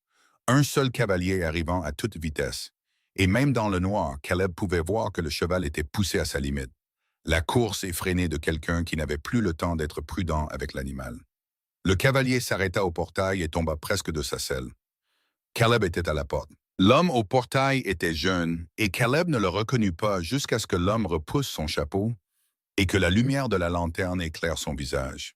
Tommy Briggs, qui était censé chevaucher vers le nord, qui très clairement ne chevauchait pas vers le nord. « Je vous ai dit de partir, » dit Caleb. « Je sais. » Tommy respirait par saccades. Son cheval tremblait. « J'ai fait 30 kilomètres et j'ai fait demi-tour. Je suis désolé. Je ne pouvais pas. » Il s'arrêta, reprit assez de souffle pour continuer. « Hale est au courant pour Walker. Il a un homme à Copper Creek. Il a su pour l'enregistrement au Kempty dans les 2 heures qui ont suivi votre départ du bureau de Walker. » La poitrine de Caleb se glaça. « Walker, dit-il. » Tommy le regarda avec des yeux qui avaient l'expression spécifique de quelqu'un apportant des nouvelles qu'il aurait souhaité ne pas porter. Les avocats de Hale étaient à Copper Creek au coucher du soleil. Il dit qu'ils avaient une ordonnance du tribunal de circuit, juridiction territoriale. Elle prime sur l'enregistrement du conseil. Il déglutit. Walker s'y est opposé. Il n'a pas voulu remettre le registre. Et les hommes de Hale, ils l'ont arrêté, Caleb. Ils ont mis Walker dans sa propre prison. La cour était complètement silencieuse. « Sous quel chef d'accusation? » dit Ruth derrière Caleb. « Obstruction à l'autorité territoriale. » Tommy dit « Ce n'est pas une vraie accusation. C'est une accusation pour le retenir. Mais ça le sort de ce bureau pour 48 heures et ça donne aux avocats de Hale l'accès au registre du comté sans que Walker soit là pour les arrêter. » Caleb posa une main sur le poteau du portail. Il pensa à Daniel Walker, assis en face de lui ce matin-là, avec son registre ouvert et la fermeté particulière dans ses yeux d'un homme qui avait décidé de faire ce qui était juste. Il pensa au second acte de propriété, la sauvegarde de James Carter, toujours à l'intérieur de la maison. Et il pensa à autre chose. Quelque chose qui était à la lisière de sa pensée depuis le début de la nuit et qui se déplaça maintenant au centre avec la clarté d'une chose qui ne pouvait plus être évitée. Walker avait la lettre. Si le bureau de Walker était compromis, si les hommes de Hale entraient dans ce bureau, la lettre disparaîtrait avec tout le reste. Il se tourna vers Tommy. « Où est-ce la lettre? Walker l'avait-il sur lui ou dans le bureau? » L'expression de Tommy répondit avant sa bouche. « Dans le bureau. » Caleb se dirigeait déjà vers la grange. « Qu'est-ce que vous faites? » dit Ruth. « Je vais à Copper Creek. Maintenant, ce soir. » Elle s'avança. « Caleb, écoutez-moi. Les hommes de Hale vont surveiller toutes les routes. Je sais. Vous êtes blessé, je sais. Alors vous savez que c'est peut-être exactement ce que Hale veut. » Elle se plaça directement devant lui et où il n'y avait rien de doux dans sa voix ou sa posture. « Il enferme Walker. Il brûle votre ranch. Il attend que vous arriviez seul et en colère. Et alors vous n'êtes qu'un problème de plus qu'il fait disparaître. » Caleb la regarda. Elle n'avait pas tort. Il savait qu'elle n'avait pas tort. Cette lettre est la seule chose qui met Hale devant un tribunal pénal au lieu d'un tribunal civil. Il dit, sans elle, nous avons 2 actes de propriété et un enregistrement de comté que les avocats de Hale peuvent enterrer dans la juridiction territoriale pour les 3 prochaines années. Emily, Ruth et ses bébés passeront 3 ans à regarder par-dessus leur épaule. Il soutint le regard de Ruth. Avec elle, Hale est pendu. Ruth le fixa. « Je viens avec vous, dit-elle. »« Non. » Il le dit sans laisser de place à la discussion. « Emily a besoin de vous ici. Les filles ont besoin de vous ici. Si quelque chose tourne mal à Copper Creek, il marqua une pause. Si quelque chose tourne mal, vous prenez Emily, Yaley et Rose et ce second acte de propriété et vous partez pour Tucson sans vous arrêter. Vous entrez dans le bureau du marshal territorial, vous posez cet acte sur son bureau et vous ne partez pas avant qu'il ne l'ait lu. » La mâchoire de Ruth se crispa. « C'est un mauvais plan, dit-elle. C'est le seul plan que nous ayons. » Elle le fixa un long moment.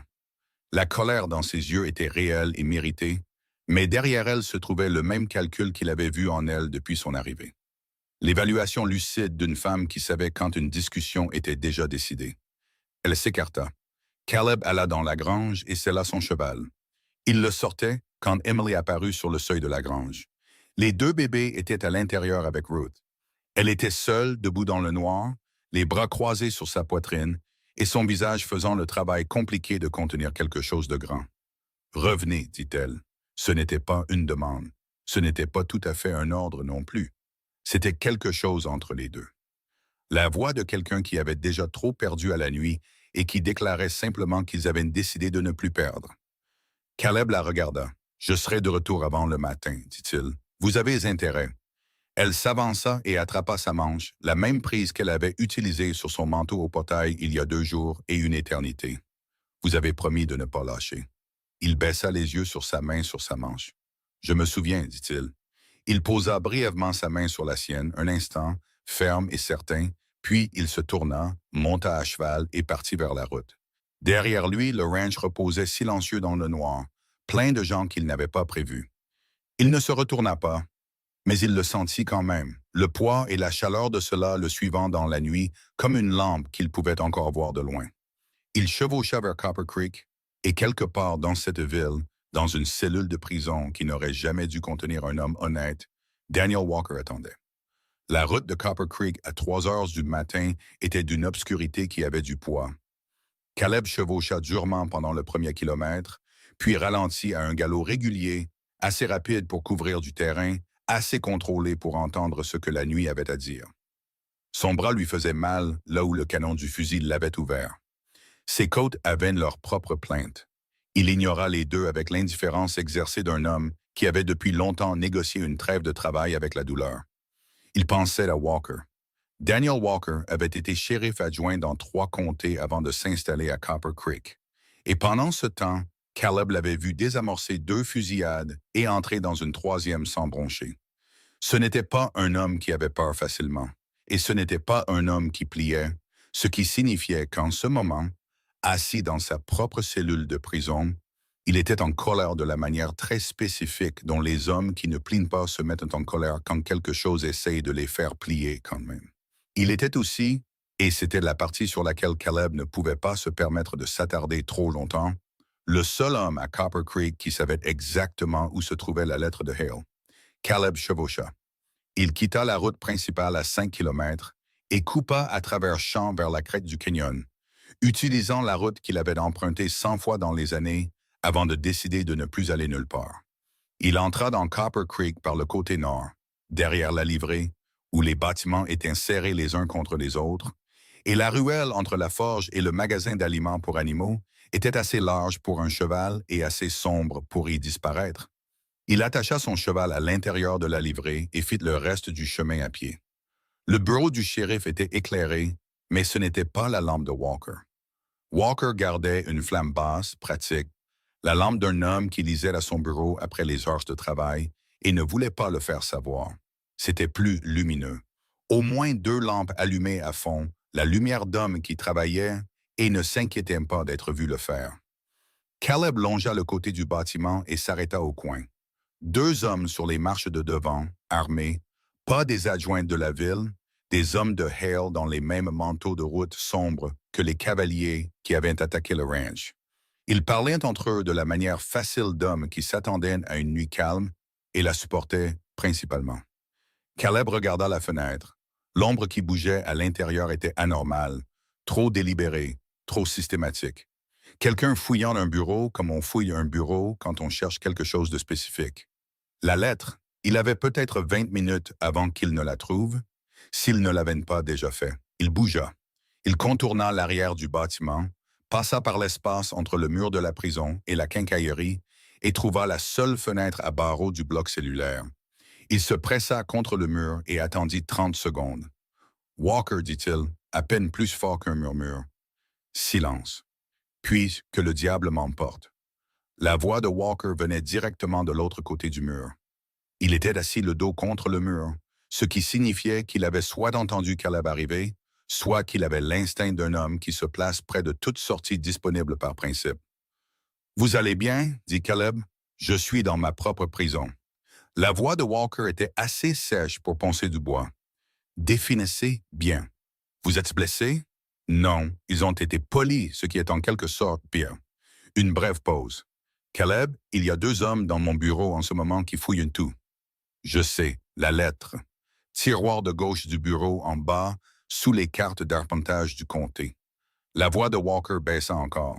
« Je l'ai mise là quand ils sont arrivés avec l'ordonnance du circuit. J'avais peut-être 2 minutes.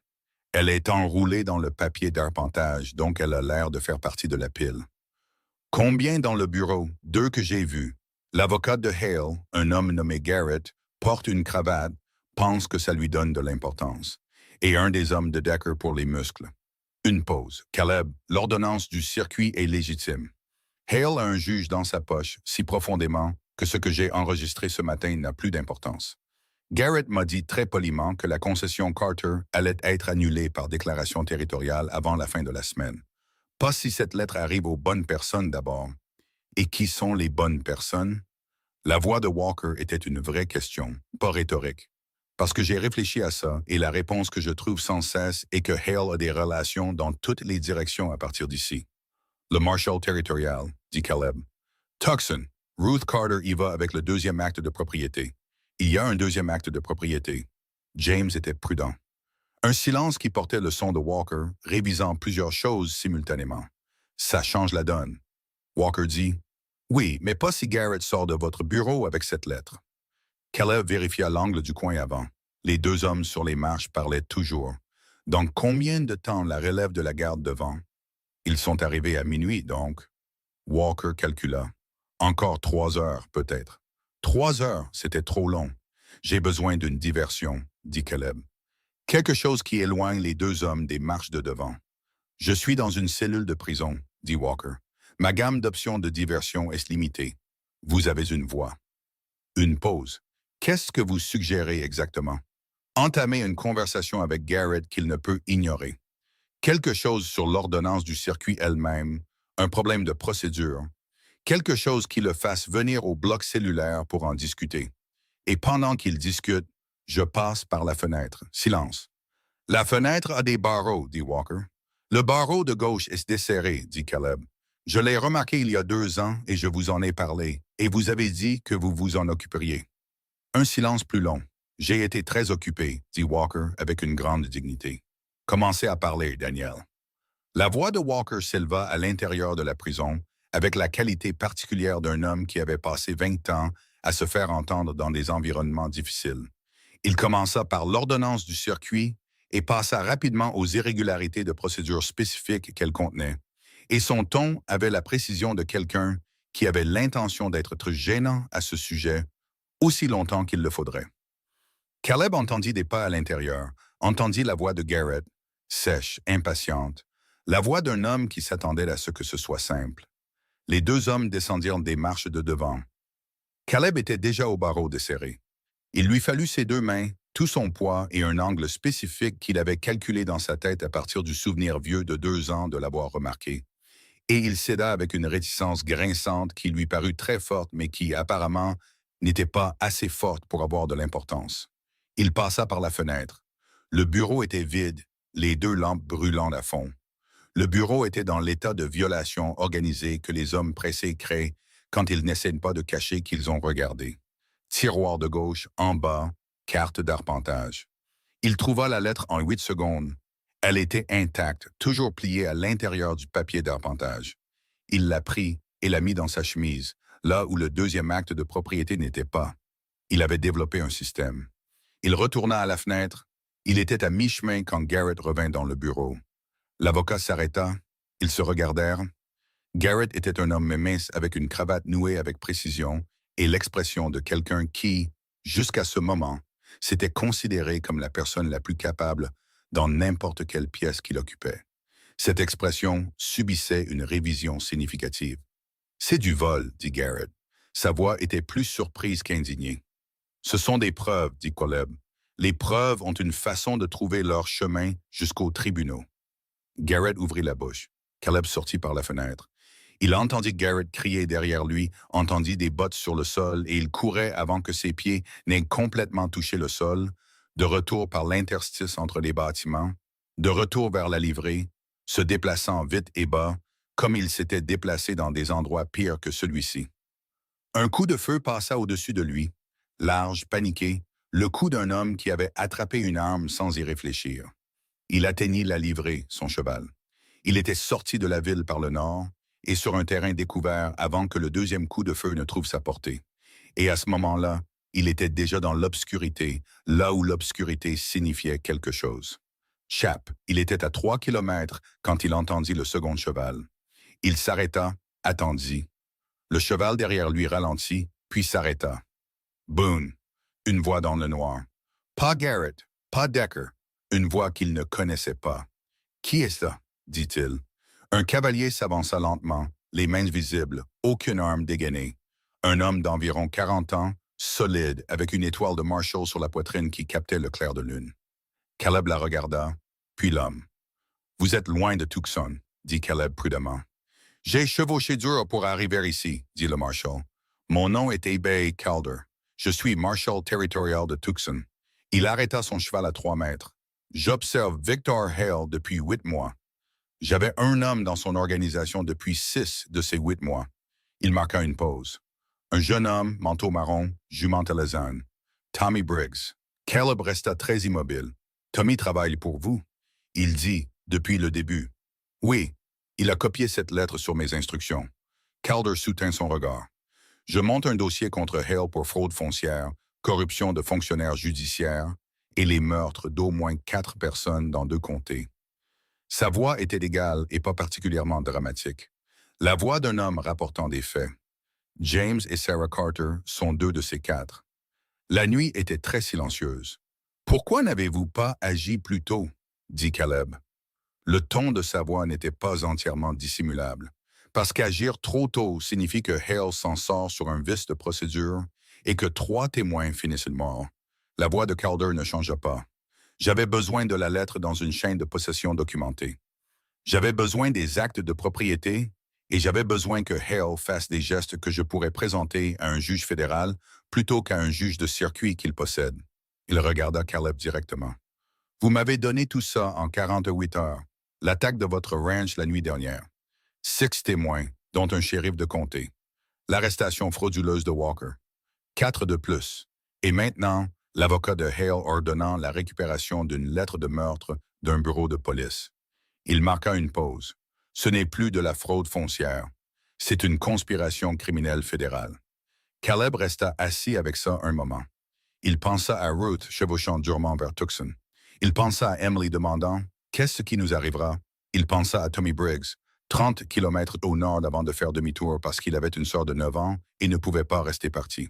« Walker est dans sa propre prison, dit Caleb. « Pas pour longtemps, dit Calder. J'ai 4 adjoints à Copper Creek depuis 1 heure. J'attendais de voir ce qui sortirait de cette fenêtre de bureau avant de faire mon mouvement. » Le coin de sa bouche se déplaça légèrement. « Il s'est avéré que c'était vous. » Caleb le regarda. « La lettre, dit Calder, et il tendit la main. Caleb mit la main dans sa chemise, tint la lettre un instant, sentit le poids de ce qu'elle contenait, ce qu'elle avait coûté, ce qu'elle allait faire.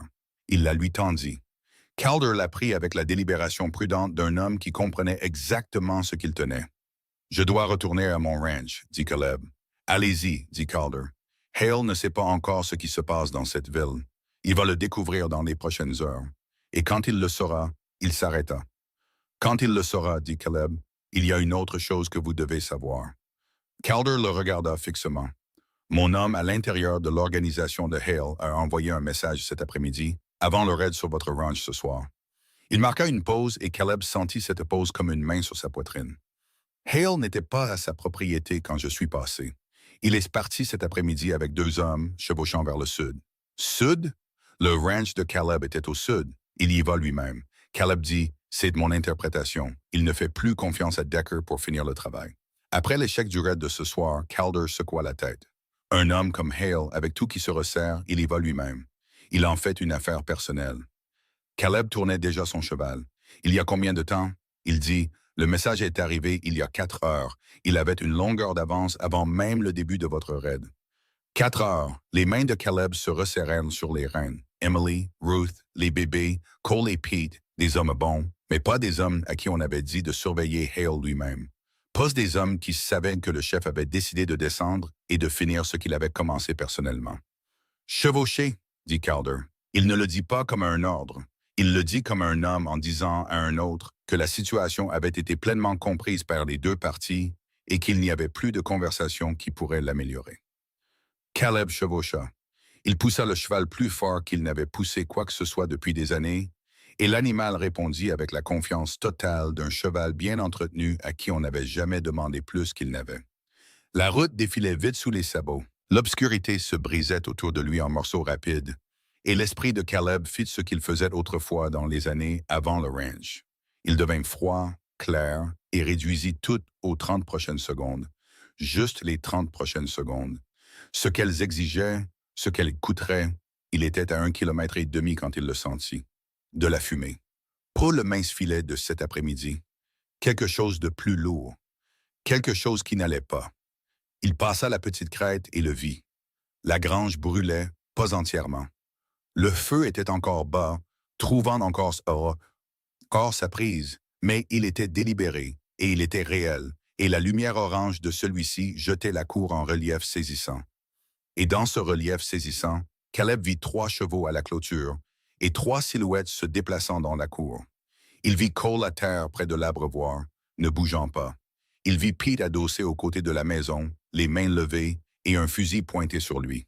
Et il vit, dans l'espace ouvert entre la grange en feu et la porte d'entrée de sa maison, un homme grand dans un beau costume, son chapeau repoussé en arrière et un revolver à la main, se tenant avec l'aisance particulière de quelqu'un qui avait arrangé les choses à sa satisfaction. Victor Hale. En 20 ans à savoir à quoi ressemblaient les hommes comme Hale, Caleb avait rarement vu le type si clairement exprimé. Il avait d'environ 60 ans, avec le poids et la prestance d'un homme habitué à être la plus grande présence dans n'importe quelle pièce. Son visage n'était pas cruel de manière évidente. C'était pire que ça. C'était le visage d'un homme qui s'était convaincu il y a longtemps que ce qu'il voulait était la même chose que ce qui était juste. Et il avait vécu à l'intérieur de cette conviction assez longtemps pour qu'elle soit devenue indiscernable de son caractère. Caleb descendit de son cheval à la clôture et passa le portail. Hale se retourna. Il regarda Caleb comme un homme regarde un problème qu'il s'attendait à voir résolu maintenant. « Monsieur Boone, dit-il, sa voix était profonde et sans hâte. Je commençais à penser que vous ne reviendriez pas. Où sont les enfants? Dit Caleb. À l'intérieur. Le revolver de Hale resta à son côté, ni levé, ni rengainé. La femme, la fille et les bébés, ils vont bien pour le moment. Il regarda Caleb avec l'expression d'un homme faisant une dernière offre. Ça a été plus loin que nécessaire. Je veux les actes de propriété et je veux la carte. Je partirai d'ici ce soir et vous ne me reverrez plus jamais, ni mes hommes. Les enfants peuvent avoir la maison et tout ce qui se trouve sur la propriété. Je suis un homme raisonnable, Boone. Je veux ce qui est à moi et je veux en finir avec ça. Ce qui est à vous, dit Caleb. Ce filon d'argent était sur une terre qui faisait partie de la concession originale de ma famille. James Carter a trouvé une erreur de classement et l'a exploitée. Ce n'est pas de la droiture, c'est de l'opportunisme. La voix de Hale était parfaitement égale, parfaitement certaine. Il est mort parce qu'il a refusé de vendre à un prix juste. C'est une tragédie, mais la terre est toujours à moi. Vous avez assassiné 2 personnes, dit Caleb, devant leurs enfants. J'ai donné des ordres pour résoudre un litige foncier. Ce que mes hommes ont fait est dans une lettre, dit Caleb. Elle est entre les mains d'Abe Calder en ce moment. Un marshal territorial arrivant du nord avec 4 adjoints. Le premier vrai silence de la nuit. Hale le regarda. Quelque chose bougea derrière ses yeux. Pas de la peur, pas encore, mais la recalibration, l'inventaire rapide des positions, des sorties et des options restantes. Vous bluffez, dit-il. C'est sorti un peu plus lentement que ses mots précédents. Je suis allé à Copper Creek, dit Caleb. Je suis passé par la fenêtre du bureau de Walker. J'ai remis la lettre à Calder il y a 20 minutes. Il soutint le regard de Hale sans bouger. C'est fini, Hale. La lettre est entre les mains des fédéraux. Walker est sorti de sa cellule. Votre avocat est probablement en train de s'expliquer à 4 adjoints armés en ce moment. Il fit un pas en avant. La seule question qui reste est de savoir si vous serez dans cette cour quand Calder arrivera ou si vous serez parti. Et si vous êtes parti, vous fuirez un mandat d'arrêt fédéral pour le reste de votre vie. La mâchoire de Hale était très serrée. L'homme tenant le fusil sur Pete n'avait pas bougé. Le second homme près de la clôture avait la main sur son arme et observait l'échange avec l'attention anxieuse de quelqu'un qui avait besoin de savoir de quel côté ça allait tourner avant de s'engager. « Vous n'avez rien sans les actes de propriété, » dit Hale. Sa voix avait changé. Toujours contrôlée, mais quelque chose sous le contrôle maintenant. La lettre parle du litige foncier Carter. Les actes de propriété sont ce qui établit les enjeux légaux. Sans eux, il y a 2 actes de propriété, dit Caleb. Celui qu'Emily a porté est l'original notarié que James a laissé à sa sœur. Ruth Carter là, elle est partie pour Tucson il y a 4 heures. Il marqua une pause. Celui qu'elle porte sera entre les mains du Marshal territorial avant le matin. Silence complet. Et puis, pour la première fois, le visage de Victor Hale fit quelque chose qu'il ne faisait apparemment pas très souvent. Il lui montra ce que l'on ressentait quand le sol sur lequel on se tenait cessait d'être solide. Cela ne dura qu'une seconde. Puis son visage se referma dans sa certitude habituelle, et il leva son revolver, et la porte d'entrée de la maison s'ouvrit. Emily Carter se tenait sur le seuil avec le fusil de Caleb à l'épaule. Elle avait 11 ans, et ses bras tremblaient légèrement, et sa visée était aussi stable que tout ce que Caleb avait vu depuis très longtemps. « Posez-le », dit-elle à Hale. Sa voix n'était pas forte. Elle n'en avait pas besoin. Hale la fixa. « Vous avez tué ma maman et mon papa. » Emily dit. « Vous avez brûlé notre maison. Vous m'avez poursuivi pendant 3 jours à travers le canyon avec mes sœurs. » Elle ne baissa pas le fusil d'1 millimètre. « Je sais comment m'en servir. Mon papa m'a appris. » Sa voix se brisa sur son nom, à peine, et se reforma aussi vite. « Posez-le. » L'homme près de la clôture retira sa main de son arme. Caleb observait Hale, observait le revolver dans sa main, observait le calcul se mouvoir derrière ses yeux une dernière fois. L'évaluation d'un homme mesurant ce qu'il lui restait contre ce qu'il en coûterait de le dépenser. « C'est fini, » dit Caleb doucement. « Posez-le. » Et Victor Hale, l'homme qui possédait la moitié du territoire, qui avait un juge dans sa poche et des avocats dans 2 villes et 20 ans de certitude absolue que sa version des faits était celle qui comptait, regarda une fillette de 11 ans avec un fusil et un homme qui était revenu de Copper Creek alors qu'il n'était pas censé le faire, et il baissa le revolver. Il le posa sur le sol. Caleb traversa la cour en 6 pas et le ramassa. Il regarda Hale de près, le visage ridé, le beau costume, les yeux qui faisaient encore leur inventaire même maintenant, et il ne ressentit rien qui le surprit. Juste la vieille reconnaissance familière. Il avait connu des hommes comme Hale toute sa vie. Il avait travaillé pour certains d'entre eux. Il avait fui certains d'entre eux. Il avait 1 ou 2 fois fait des choses pour certains d'entre eux qu'il avait passé les 20 années suivantes à essayer de justifier à lui-même. Il savait exactement ce qu'était Victor Hale. « Asseyez-vous, dit-il, juste là, par terre. Et attendez. » Hale le regarda. « Vous pensez que c'est la justice? » dit-il. La certitude était toujours là, malmenée, mais intacte. Un mandat de Marshal et 2 actes de propriété contestés. J'ai des ressources que vous ne pouvez pas imaginer. Vous avez une lettre entre les mains des fédéraux décrivant 2 meurtres. Caleb dit, « Asseyez-vous. » Hale s'assit. Caleb se tourna et alla vers Emily, qui était toujours sur le seuil avec le fusil, son bras tremblant plus fort maintenant que le moment était passé. Il posa doucement sa main sur le canon, et elle le laissa le prendre sans résistance. Et puis son visage fit ce que font les visages de 11 ans après s'être tenu au-delà de toute limite raisonnable. Il s'effondra. Elle poussa un son dur et brut, le son de tout ce qu'elle avait porté pendant 3 jours, s'écrasant au sol d'un seul coup. Et Caleb mit son bras autour d'elle, et elle attrapa sa chemise et s'y accrocha comme elle s'était accrochée au portail, à 2 mains, avec tout ce qu'elle avait. Il la serra en retour. Derrière lui, Pete vérifiait Cole près de l'abreuvoir. Cole était conscient, groggy, avec une coupure au-dessus de l'oreille qui saignait de façon spectaculaire, mais n'était pas grave. Il essayait déjà de s'asseoir et de discuter. Ruth apparut de l'intérieur de la maison avec les 2 bébés, Lily dans le creux d'un bras et Rose dans l'autre. Son visage faisant l'arithmétique compliquée de quelqu'un qui avait entendu les 5 dernières minutes à travers une porte fermée et calculait si ce qu'elle avait entendu correspondait à ce qu'elle voyait. C'était le cas. Elle regarda Hale assis par terre, puis Caleb. « Calder, dit-elle. « Il arrive, dit Caleb. Dans 1 heure, peut-être moins. » Ruth regarda Hale un long moment avec les yeux d'une femme qui avait enterré son frère, chevauché 6 jours pour arriver ici et tenait ses filles dans ses bras. Elle ne lui dit rien. Elle passa devant lui dans la cour sans le regarder à nouveau, ce qui était, pensa Caleb, une réponse considérablement plus dévastatrice que tout ce qu'elle aurait pu dire. Emily se détacha de la chemise de Caleb. Son visage était mouillé, furieux et épuisé, et elle ne semblait se soucier de rien de tout ça. « Je n'avais pas peur, dit-elle. » Caleb la regarda. « Je sais, dit-il. » Elle s'essuya le visage avec le dos de sa main. J'avais un peu peur. C'est la bonne dose, dit-il. Elle le regarda. Ce regard qu'elle lui lançait depuis le portail. Celui qui mesurait constamment quelque chose, évaluant constamment si ce qu'elle voyait était réel et tiendrait. Puis elle regarda la grange en feu, Cole aidé à se relever, Ruth dans la cour avec les bébés, Hale assis dans la poussière. C'est vraiment fini? Demanda-t-elle.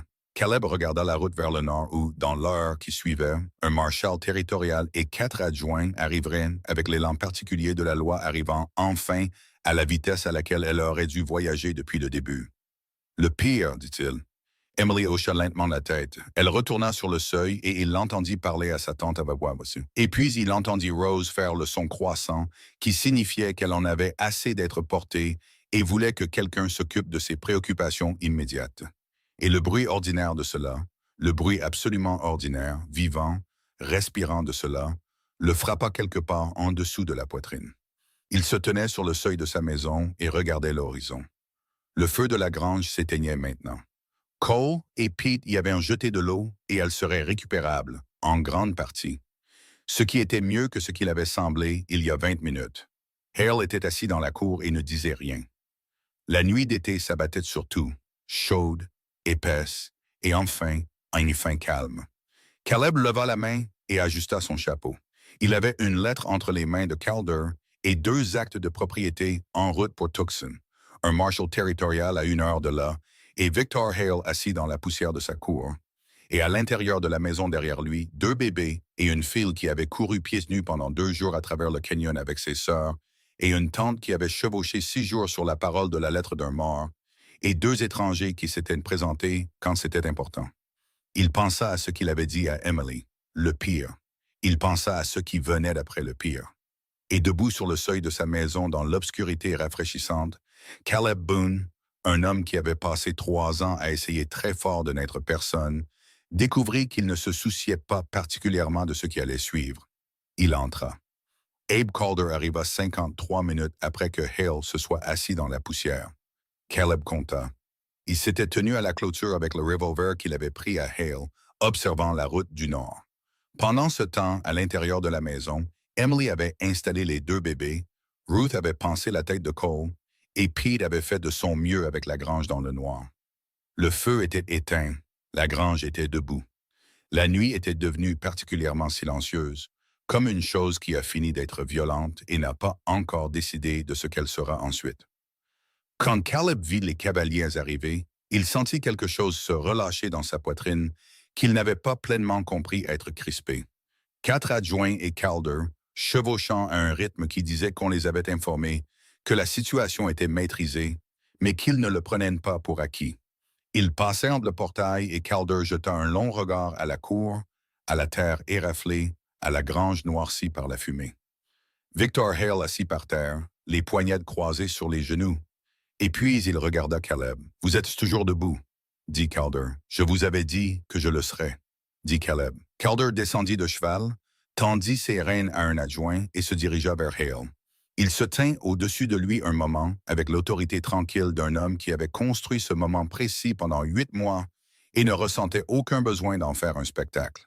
« Victor Hale, dit-il, je vous place en état d'arrestation fédérale pour les meurtres de James et Sarah Carter, la corruption de fonctionnaires judiciaires et territoriaux et la conspiration en vue de frauder le registre foncier des États-Unis. » Il marqua une pause.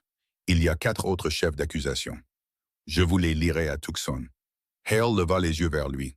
La certitude était toujours sur son visage, malmené maintenant, fonctionnant sur la réserve. Et il dit, « Vous avez une lettre écrite sous le coup de la colère et 2 actes de propriété à la provenance contestée. Mes avocats, vos avocats sont détenus à Copper Creek, dit Calder agréablement, ainsi que votre contremaître et 6 de vos cavaliers. » Il se pencha. « Levez-vous, Monsieur Hale. » Hale se leva. On lui mit les fers avec l'efficacité d'homme qu'il avait fait de nombreuses fois, et on le conduisit à un cheval et on le mit dessus. Et pendant tout ce temps, son visage maintint son extraordinaire conviction que c'était une condition temporaire que ses ressources résoudraient. Caleb le regarda partir et ne ressentit rien de sentimental à ce sujet. Un des adjoints vint se tenir à côté de lui. Un jeune homme, peut-être 28 ans, avec les yeux vifs de quelqu'un qui prêtait attention. Le Marshal Calder a dit que vous étiez passé par une fenêtre ce soir pour obtenir cette lettre. L'adjoint dit, c'est ce que j'ai fait. Caleb dit, c'est techniquement une effraction. Caleb le regarda. C'était le bureau de mon ami, dit-il. L'adjoint y réfléchit. C'est juste, dit-il, et il alla aider avec les chevaux. Calder vint à la maison avant de partir. Il se tint sur le seuil de la cuisine et regarda la pièce. Ruth à la table avec du café. Cole contre le mur avec la tête bandée. Pete endormi dans le fauteuil du coin. Emily assise en tailleur sur le sol avec Lily sur ses genoux, faisant le travail concentré et tendre d'une enfant qui s'était désignée responsable de quelque chose et n'allait pas cesser de l'être. Calder enleva son chapeau. « Mademoiselle Carter, » dit-il à Emily. Elle leva les yeux. « Votre père était un homme bon, » dit Calder. « Je veux que vous sachiez que nous travaillons pour obtenir justice pour votre famille depuis 8 mois. Je suis désolé que ça ait pris si longtemps. Je suis désolé que ça ait coûté ce que ça a coûté. » Emily le regarda fixement. Son visage fit quelque chose de prudent et de compliqué. « Le saviez-vous? » dit-elle. « Avant que ça n'arrive à maman et papa. Saviez-vous que Hale était dangereux? » Calder resta silencieux un moment. « Nous le soupçonnions, dit-il. Nous n'avions pas assez de preuves. »« Mais vous le soupçonniez, dit Emily. »« Oui. » Elle le regarda un long moment. Puis elle baissa les yeux sur Lily. « D'accord, dit-elle. Ce n'était pas exactement du pardon, mais c'était une porte qu'elle avait choisi de ne pas franchir, ce qui, selon l'expérience de Caleb, était parfois plus important que le pardon. » Calder regarda Caleb de l'autre côté de la pièce. « Le tribunal fédéral de Tucson voudra des dépositions de tout le monde ici, dit-il. Probablement dans le mois. J'enverrai un mot pour la date. » Il marqua une pause. « La concession minière Carter est légalement intacte. Avec le deuxième acte de propriété, l'enregistrement du comté et le témoignage d'un shérif de comté, il n'y a aucun dépôt territorial que les avocats de Hale puissent faire qui tienne. » Il remit son chapeau. Ses filles vont s'en sortir. Il partit. La cuisine était silencieuse. Pete ronfla une fois dans le fauteuil. Cole bougea contre le mur, puis grimaça, puis essaya de faire comme si de rien n'était. Ruth entoura sa tasse de café de ses 2 mains et regarda la table de la manière spécifique d'une femme qui avait été en mouvement pendant 6 jours et qui, seulement maintenant, assise, commençait à comprendre tout le poids de ce qu'elle avait porté. Caleb s'assit en face d'elle. Il ne dit rien. Elle non plus. Parfois, la chose la plus honnête que 2 personnes puissent en faire après une nuit difficile est de s'asseoir l'une en face de l'autre et de laisser le silence contenir ce que les mots ne peuvent pas tout à fait porter encore. Le soleil se leva. Il se leva comme le soleil d'été de l'Arizona se levait toujours. Sans excuse, sans chaleur encore, juste de la lumière remplissant le ciel depuis l'est comme quelque chose qu'on verserait lentement. Emily dormait sur le sol avec Lily d'un côté et Rose de l'autre. Toutes les 3 recroquevillées dans la proximité animale particulière de créatures qui avaient passé plusieurs jours à avoir peur et avaient décidé, maintenant qu'elles ne l'avaient plus, de rester très proches les unes des autres de toute façon.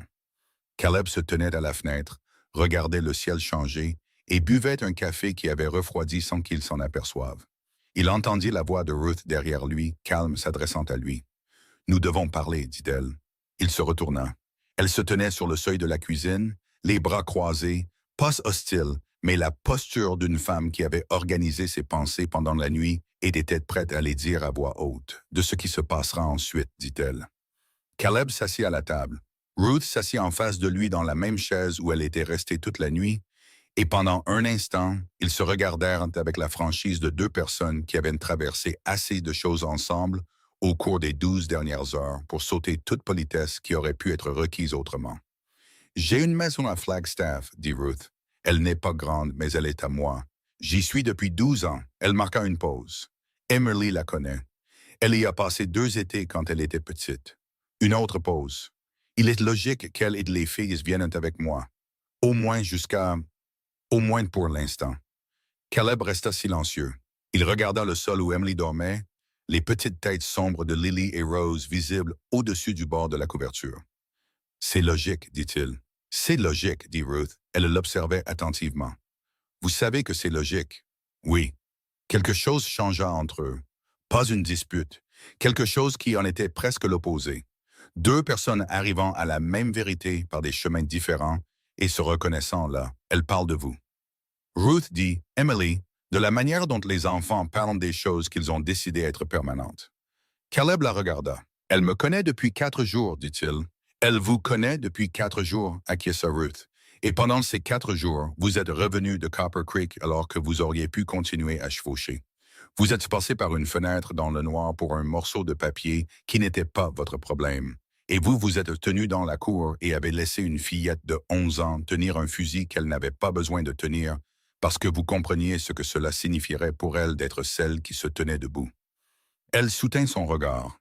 Les enfants ne manquent pas des choses comme ça, surtout les enfants qui ont déjà perdu les personnes sur lesquelles ils étaient censés pouvoir compter. Caleb posa sa tasse de café. « Qu'est-ce que vous me demandez, Ruth? » Il dit. « Je ne vous demande rien, dit-elle. Je vous dis ce que je vois. Ce que vous en faites, c'est votre affaire. » Elle se leva. « Mais Flagstaff est à 2 jours au nord. Ce ranch est ici. Et ces filles vont grandir quelque part. » Elle le regarda directement. « Je pense que vous connaissez déjà la réponse à ma question. » Elle alla voir les bébés. Caleb resta seul à la table. Il resta là longtemps. 2 semaines passèrent. Ce furent les 2 semaines les plus étranges de la vie de Caleb Boone, ce qui n'était pas peu dire pour un homme dont la vie avait inclus des transhumances, des fusillades et une expérience de 3 ans de disparition. Walker vint de Copper Creek le 3e jour, ses poignets montrant encore les marques des fers qu'il avait portés une nuit, avec l'expression particulière d'un homme qui avait été profondément dérangé et avait décidé de répondre à cela en devenant agressivement utile. Il amena un arpenteur du comté qui passa 2 jours à la mine Carter à faire des évaluations formelles. Et il amena 3 adjoints qui aidèrent Cole et Pete à reconstruire la grande section par section. Et lui-même s'assit à la table de la cuisine de Caleb pendant tout un après-midi avec Emily, les cartes d'arpentage et les 2 actes de propriété, et lui expliqua en détail ce qu'elle possédait et ce que cela valait. Emily écouta tout sans interrompre. À la fin, elle posa 4 questions précises, obtint 4 réponses précises et dit « D'accord, merci, shérif Walker. » Walker regarda Caleb par-dessus sa tête avec une expression qui mêlait admiration et quelque chose qui était presque de l'inquiétude. « Elle va être redoutable, dit-il doucement. « Elle l'est déjà, dit Caleb. Tommy Briggs arriva le 5e jour, se présentant à la porte, son chapeau à la main et l'air de quelqu'un qui avait préparé plusieurs discours pendant le trajet et les avait tous abandonnés. Il demanda à Emily. Caleb la fit sortir et se mit en retrait. Tommy la regarda un moment, puis il dit « Je suis désolé de ne pas avoir sorti la lettre plus tôt. Je suis désolé d'avoir mis si longtemps à agir. » Emily le regarda. « Depuis combien de temps saviez-vous? » « 3 mois, dit-il, et il le dit simplement, sans excuse. Emily resta silencieuse un moment. « Mon papa savait aussi que quelque chose n'allait pas, dit-elle finalement. Il a attendu, essayant de gérer ça de la bonne manière. Il ne voulait pas de problème. » Elle regarda Tommy directement. « Je ne suis pas en colère contre vous, mais je veux que vous vous souveniez de ce que l'attente coûte pour que la prochaine fois que vous saurez que quelque chose ne va pas, vous agissiez plus vite. » Tommy Briggs hocha la tête. Son visage ressemblait à celui d'un homme à qui on venait de confier quelque chose qu'il avait l'intention de porter avec soin. Il retourna en ville, une personne différente de celle qui en était partie. Le 8e jour, la lettre de Tucson arriva. L'écriture de Calder, serrée et économique, sur 2 pages. Victor Hale avait été formellement accusé de 7 chefs d'accusation, dont 2 chefs de meurtre au 1er degré. Le juge de circuit territorial qui avait émis l'ordre d'arrestation frauduleux pour Walker avait été démis de ses fonctions en attendant une enquête fédérale. La revendication foncière concurrente de Hale avait été annulée. La mine d'argent Carter était confirmée par le registre fédéral comme l'héritage légal de Lily et Rose Carter, avec Emily Carter nommée tutrice légale jusqu'à sa majorité. Caleb lut la lettre 2 fois, puis il la tendit à Ruth. Ruth la lut 1 fois. Elle la posa sur la table, elle posa ses 2 mains à plat dessus, regarda par la fenêtre et respira régulièrement un long moment, de la manière d'une femme déplaçant quelque chose de très grand d'un endroit à un autre à l'intérieur d'elle-même. « Il va être pendu, dit-elle. Pas une question. »« Probablement, dit Caleb. Les meurtres de 2 personnes devant témoins. La corruption d'un officier fédéral documenté de sa propre main. »« Oui. » Ruth hocha la tête. Elle prit la lettre et la porta à Emily. Caleb se tenait dans la cuisine et écoutait le son de Ruth la lisant à voix haute. Le silence d'Emily pendant et le silence après. Et puis la voix d'Emily, claire, délibérée, disant « Bien. Juste ça, bien. » Pas de célébration, pas de chagrin ravivé, juste le mot qui signifie qu'une chose a été résolue de la manière dont elle aurait dû l'être, ce qui est parfois la seule justice disponible et toujours la plus importante. Le 12e jour, Ruth commença à faire ses bagages. Elle les fit comme elle le faisait tout, méthodiquement, sans gaspillage. Chaque décision prise et non revisitée. Ses 2 sacoches et une valise de voyage en toile qui avait vu plus d'endroits que les bottes de la plupart des hommes. Caleb l'observa depuis le seuil de la chambre du fond sans commentaire. « Encore 2 jours, dit-elle sans se retourner. « Peut-être 3. Je veux qu'Emily soit reposée avant que nous partions. » « D'accord, dit-il. Ruth plia quelque chose et le mit dans la valise. « Vous ne lui avez rien dit. »« Non. Vous devriez, je sais. » Elle se tourna alors et le regarda avec les yeux directs et sans concession, qui éteignent le trait de famille qu'il avait remarqué chez Emily dès le premier jour. « Caleb, dit-elle, je vous ai observé avec ces filles pendant 12 jours. Je vous ai vu nourrir Lily à 2 heures du matin parce qu'elle s'agitait et qu'Emily était épuisée, et vous vous êtes levé sans qu'on vous le demande. Je vous ai vu apprendre à Emily à vérifier la clôture parce que vous avez dit qu'elle devait connaître sa propre propriété. Je vous ai vu vous asseoir par terre avec Rose pendant 1 heure entière parce qu'elle ne se calmait pour personne d'autre. Elle soutint son regard. Vous pensez que je ne vois pas ce que c'est? » Caleb resta silencieux. « Je ne sais pas ce que je suis capable d'offrir, dit-il. J'ai 48 ans et je suis seul depuis si longtemps que j'ai oublié certaines des exigences de base pour être autrement. Emily n'a pas besoin d'un homme parfait. Ruth dit, elle a besoin d'un homme qui est présent. Elle prit sa valise. Vous avez été présent pendant 12 jours d'affilée. Je pense que vous avez répondu à votre propre question. » Elle passa devant lui dans le couloir. Caleb resta dans la pièce vide. Dehors, il pouvait entendre la voix d'Emily. La voix d'Emily dans la cour, parlant aux chevaux de la manière facile et affectueuse qu'elle avait développée la semaine passée, en les nourrissant chaque matin. Il pouvait entendre le son particulier de Rose, pas des pleurs, juste une annonce, ce qui signifiait qu'elle était réveillée et avait des opinions. Il pouvait entendre le silence de Lily, dont il avait appris qu'il signifiait qu'elle observait quelque chose avec cette attention sérieuse et sombre, qui la rendrait probablement, dans 20 ans, très difficile à tromper. Il sortit. Emily était à la clôture avec un des chevaux, sa main à plate sur son nez, lui parlant à voix basse de quelque chose qu'il ne pouvait pas distinguer. Elle l'entendit arriver et se retourna, lisant son visage comme elle lisait tout, rapidement, précisément, sans beaucoup de patience pour ce qui n'était pas là. « Quoi? » dit-elle. Caleb s'appuya sur le poteau de la clôture à côté d'elle. « Votre tante part dans 2 jours, dit-il. Je sais. Flagstaff est à 2 jours au nord. Je le sais aussi. » Elle l'observait avec une attention particulière et concentrée, ce qui signifiait qu'elle comprenait que c'était une conversation importante et qu'elle allait y prêter attention en conséquence. « C'est de ça que vous voulez parler? »« De géographie. »« Non, dit-il. Alors parlez de ce que vous voulez dire. » Elle dit, « À 11 ans, et elle le dit avec la franchise simple et imperturbable de quelqu'un qui avait décidé que la vie était trop courte et trop sérieuse pour les détours. » Caleb la regarda. « J'aimerais que vous restiez, dit-il. Vous et les filles, si Ruth est d'accord et si vous le voulez. Ce ranch est assez grand. Et Il s'arrêta, essaya de nouveau. Je suis meilleur à ça que je ne le pensais. Et vous aussi. Et je pense que ces filles méritent de grandir quelque part où quelqu'un connaît leur nom et ce qu'ils signifient. » Emily le regarda un long moment. Son visage faisait son travail compliqué, mesurant, calculant et ressentant tout en même temps, comme le font les visages quand ils dessinent de quelque chose qui ne peut être annulé. « Vous voudriez vraiment ça, dit-elle. Nous tous, pour de vrai, pas seulement jusqu'à ce que ce soit sûr. Pour de vrai, dit-il, pas seulement jusqu'à ce que ce soit sûr. » Un autre long moment. Puis Emily Carter, qui avait couru pieds nus à travers le pays des canyons pendant 2 jours avec ses sœurs dans ses bras, et s'était tenue sur un seuil avec un fusil qui tremblait, et l'avait tenu fermement quand même, se retourna vers le cheval, lui gratta le nez et dit d'une voix qui cachait très soigneusement tout ce qu'elle contenait. « Je le dirai à tante Ruth. » Caleb hocha la tête. Il posa brièvement sa main sur sa nuque, de la même manière qu'il avait posé sa main sur la sienne sur la table cette première nuit. Présent, certain, ne demandant rien en retour. Elle s'appuya légèrement contre lui, comme une personne s'appuie contre une chaleur dont elle a eu froid pendant longtemps. Ruth resta, pas de façon permanente. Elle avait sa maison à Flagstaff et sa vie là-bas, et ce n'était pas une femme qui abandonnait ce qu'elle avait construit.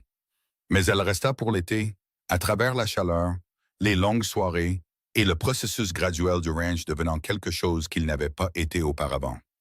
Et au moment où elle partit finalement vers le nord, fin septembre, elle avait fait promettre à Caleb à 3 reprises d'écrire et avait donné à Emily une liste d'instructions qu'elle présenta comme des suggestions et que tous deux comprirent comme des exigences. Walker venait 2 fois par mois et restait pour le souper. Et lui et Caleb s'asseyaient sur le porche après et parlaient de rien en particulier, comme le font les vieux amis, c'est-à-dire qu'ils parlaient de tout. Tommy Briggs prit un emploi au bureau d'enregistrement des terres du comté à Copper Creek, où sa combinaison particulière de connaissances internes et de conscience nouvellement acquise le rendit, avec le temps, extrêmement utile. La tête de Cole guérit proprement. Pete retourna d'où il venait avec une poignée de main de Caleb et un pot de confiture d'Emily qu'elle avait faite elle-même et présentée, avec la gravité de quelqu'un offrant un cadeau important. Victor Hale fut jugé à Tucson en novembre. La lettre fut lue à voix haute au tribunal. Le procès dura 4 jours. Le verdict prit moins d'1 heure. Caleb n'alla pas au procès. Emily non plus. Ils apprirent le résultat par Walker, qui arriva un mardi après-midi avec l'expression particulière d'un homme porteur de nouvelles à la fois lourdes et nécessaires. Il leur annonça sur le porche. Emily écouta. Elle tenait Rose, qui avait considérablement grandi et était devenue plus opiniâtre au cours des derniers mois, et tentait actuellement d'attraper le bord du chapeau de Walker avec une détermination concentrée. Emily la laissa essayer. Elle écouta les mots de Walker, regarda la vallée et resta silencieuse un long moment. Puis elle dit « Maman, papa, vous entendez ça ?» Elle le dit doucement, à l'air, à la vallée, à tout ce qui se trouve dans l'espace entre les vivants et les personnes qu'ils portent avec eux. Caleb regarda le ciel. Walker regarda ses bottes. Rose attrapa le bord du chapeau. L'été revint comme les étés le font, soudain et total. La chaleur arrivant un matin de fin mai comme si elle n'était jamais partie. Le sol de la vallée cuisait au rouge, le ruisseau baissait, les chevaux se déplaçaient sans urgence, et tout ce qui s'était passé l'été précédent reposait dans la mémoire de la vallée, comme toutes les choses y reposent, réelles et permanentes, et n'étant plus capables de faire mal de manière aiguë, seulement de la manière dont les choses qui comptent font toujours un peu mal, parce que c'est comme ça qu'on sait qu'elles ont compté. Lily marcha pour la première fois un mardi de juin. Elle marcha du bord de la table de la cuisine jusqu'aux genoux de Caleb, 4 pas chancelants et déterminés, et il la rattrapa à son arrivée avec la fermeté automatique qui était devenue, en 12 mois, complètement naturelle. Elle attrapa son col à 2 mains, le regarda de ses yeux sombres et sérieux, et il la regarda en retour et dit « Bon travail, petite ». Elle dit quelque chose qui n'était pas tout à fait un mot, mais qui en avait toute l'intention. Rose, observant depuis le sol, protesta bruyamment d'être devancée et se hissa debout contre le mur avec une expression de pure détermination compétitive qui était si complètement la sienne qu'Emily éclata de rire. Un vrai rire, soudain, brillant et jeune, de la manière dont son rire était jeune, même quand le reste d'elle ne l'était pas. Caleb la regarda de l'autre côté de la cuisine. Elle avait 12 ans maintenant. Elle avait grandi de 2 centimètres pendant l'hiver. Ses cheveux étaient plus longs. Et elle avait commencé à lire tout ce que Walker lui apportait de la bibliothèque de Copper Creek avec l'appétit concentré de quelqu'un qui avait décidé que l'information était la chose la plus importante qu'une personne pouvait accumuler. Elle allait être redoutable. Walker l'avait dit, et Walker n'avait pas tort. Elle le surprit en train de la regarder et haussa un sourcil. « Quoi? »« Rien, dit-il. Vous faites ce truc où vous regardez les choses comme pour vous assurer qu'elles sont réelles. » Il la regarda un instant de plus. « Déformation professionnelle, dit-il. » Elle soutint son regard une seconde, puis elle regarda Lily, toujours agrippée à son col, et Rose, se déplaçant le long du mur. Et l'expression sur son visage était la chose la plus compliquée et la plus complète qu'il ait vue depuis très longtemps. Du chagrin dedans, de l'amour dedans, et cette espèce particulière de joie qui n'existe que de l'autre côté de la survie à quelque chose de vraiment difficile. « Caleb, dit-elle. « Oui. » « Merci. » Elle le dit simplement, pas comme une formalité, pas comme le genre de remerciement qui clôt une transaction, comme celui qui ouvre quelque chose, qui nomme ce qui est vrai depuis un moment et le dit enfin à voix haute parce que ça mérite d'être dit à voix haute. Pour tout depuis le portail. Caleb regarda Lily dans ses bras, Rose progressant régulièrement le long du mur, Emily debout dans sa cuisine un matin d'été, dans la deuxième année du reste de leur vie. Ne me remerciez pas, dit-il. Vous avez couru à travers le canyon pendant 2 jours avec vos sœurs. Vous avez tenu le fusil fermement. Vous vous êtes tenu sur le seuil. Il croisa son regard. Vous avez fait ça. Emily le regarda. Nous l'avons fait, dit-elle. Caleb Boone, un homme qui avait passé 3 ans à essayer très fort de n'être personne, qui avait enterré une arme sous son plancher et s'était dit que la vallée avait oublié son nom, regarda la vie qui était arrivée à son portail sur des pieds nus et ensanglantés et avait refusé d'être renvoyé. Il hocha la tête. Oui, dit-il, nous l'avons fait. Et dans la vallée estivale, une année après le pire et pleinement dans le reste, c'était la seule vérité qui avait besoin d'être dite. Que l'homme qui se croyait fini s'était trompé de la meilleure façon possible. Et la fille qui n'avait plus personne s'était avérée avoir exactement assez. Et 2 petites filles nommées Lily et Rose apprenaient à marcher dans la cuisine d'une maison qui avait été silencieuse trop longtemps et ne le serait plus jamais. Telle était la légende de l'éleveur silencieux.